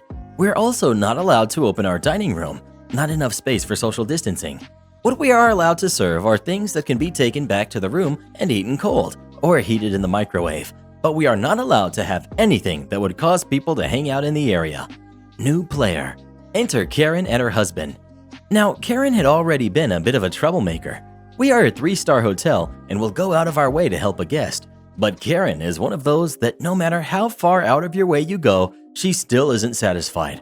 When she first checked in, she cussed out the front desk staff because we don't offer valet parking. Just to give you an idea of her entitlement, mind you, none of the hotels in my chain offer valet parking at my hotel's level. Back to the main story. Now, for breakfast, my hotel offers a box of items that can be grabbed and taken to the guest's room or eaten cold in the car. In the box is a bagel, 2 hard-boiled eggs, a breakfast bar, cream cheese, and yogurt, as well as eating utensils. We have signs all over our dining area that state, due to what's going on, we are not allowed to open the dining tables. Karen and her husband each take a box, Upon pulling out the bagel, Karen comes to my desk. Karen, You need to get me a toaster for this bagel. me, I'm sorry, but we do not have any toasters available. Then how am I supposed to eat my bagel? Me, ma'am, there are microwaves available in the guest room. Or if you're heading out, I would be more than happy to heat it in my little microwave in my office. Karen didn't like either of those options and huffed back to the breakfast area where her husband was waiting. I figured they were leaving and that's why he was waiting. I walked over a little bit later to clean and check to make sure there were enough boxes for all the guests when I see Karen and her husband sitting in the dining area. Now, one could assume that they didn't see the signs. However, they sat at one of the tables that had the sign on it. Me, calmly, I do apologize, but per CDC and local health department regulations, we are not allowed to have anyone in the dining area. Karen, There is no sign anywhere. me, pointing to the large print sign on the table. Ma'am, we have them posted on the entrance door as well as the tables right here. Well, I'm not moving until I finish eating. Me, I'm sorry, ma'am, but you will have to. If the health department sees you here, we can be shut down as a public health nuisance. Karen's husband. Let's just take our things back to the room. Karen, No, this little jerk is lying. There are no rules that say we can't eat here. He just doesn't want anyone here. I step off and go to the back. I come back with a printout of the CDC and local health department regulations. Me, ma'am, these are the rules as outlined by the CDC and the health department. As you can see, it says right here, pointing to the page. It states that eating areas must be able to accommodate social distancing to open. As this is a small dining area that cannot accommodate social distancing, we are unable to open it. Karen goes ballistic, yelling. I finally get tired of listening to it. Ma'am, if you're going to continue to yell and use this language, I'm afraid I'll have to ask you to leave the property without a refund. This is where Karen says the magic words. Get me your manager. I get a little glee when I hear Karen say this, as I am the assistant GM at my hotel, and generally at breakfast time the only employee here. Me pointing to my name badge. Ma'am, I am the manager, and I'm going to have to ask you to leave the hotel. Don't worry about a receipt. It will be emailed to the email on your reservation. Karen's husband. I can't believe we're getting kicked out of another place because of your attitude. Karen's husband had to drag her out of the hotel. How to scare a Karen. After a couple of weeks of not leaving my house and needing some groceries, I threw on an old baseball cap, hadn't fixed my hair for a while, and ventured to my closest Costco. Being early, the line to enter was short, and I was able to get in, grab the stuff I needed, and get in line to check out. However, the line to check out was not short. The store had established 2 lines approaching the checkout tills. An employee would direct you to the next till open when you reach the front of the store. The end of the lines, however, stretched back to the back of the store. I got in line and everyone was being very nice and keeping the prescribed distance apart, and we were behaving in a civil manner. But of course, there's always that one person who just has to try to display dominance over everyone else. This one person, in this case, was a Karen. There were only about 3 people in front of me before reaching the front, where an employee would direct us to a cashier. Karen came along, looked back towards the beginning of the line, sighed dramatically, and pushed her giant Costco cart in front of the woman before me, making her next in line. The lady in front of me pointed out to her that the line started in the back of the store. Karen ignored her completely. A couple of others in line also called out to her that the line was back there. Karen ignored them. Finally, the employee directing traffic came over and told her that she would have to move to the back of the line. Karen finally spoke. I spend a lot of money here. Like, we all spend a lot of money at Costco. And I'm in a hurry. What's one more in front of them anyway? They've already waited this long. They can wait a few minutes more. I watched this go down, and soon the employee was arguing with her, and I decided that it was time to let my crazy flag fly. I'm no shrinking violet, and I don't embarrass easily, so I thought, why not? I walked up next to the lady and just stared at her.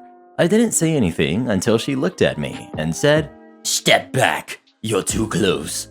I looked at her and loudly said, Do you like my shoes? Karen, bless her heart, looked a little shocked. Before she could say anything, I struck again. I like my shoes. Do you like my shoes? I then did what my sons tell me is my creepy laugh. Karen's eyes got a little wide and I heard some laughs from some of the others in line. I then said, Can I go home with you and look at your shoes? At this, the employee once again said, Ma'am, please go to the back of the line.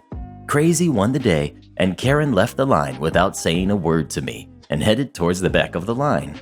By now, some of the others were laughing and some looked genuinely worried about the crazy lady in line with them. I just went back to my cart and said, Well, sometimes you just have to fight idiots with crazy.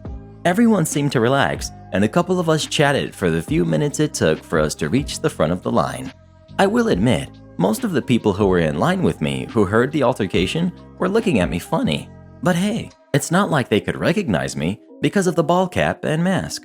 Geez, I love freaking people out. Being old has its perks. Do this next. Tap here on your screen to come see our new podcast playlist, where you'll find thousands of hours of the best stories you've ever heard. Or tap the one on the right. That episode is specifically just for you, based on other videos you've enjoyed the most.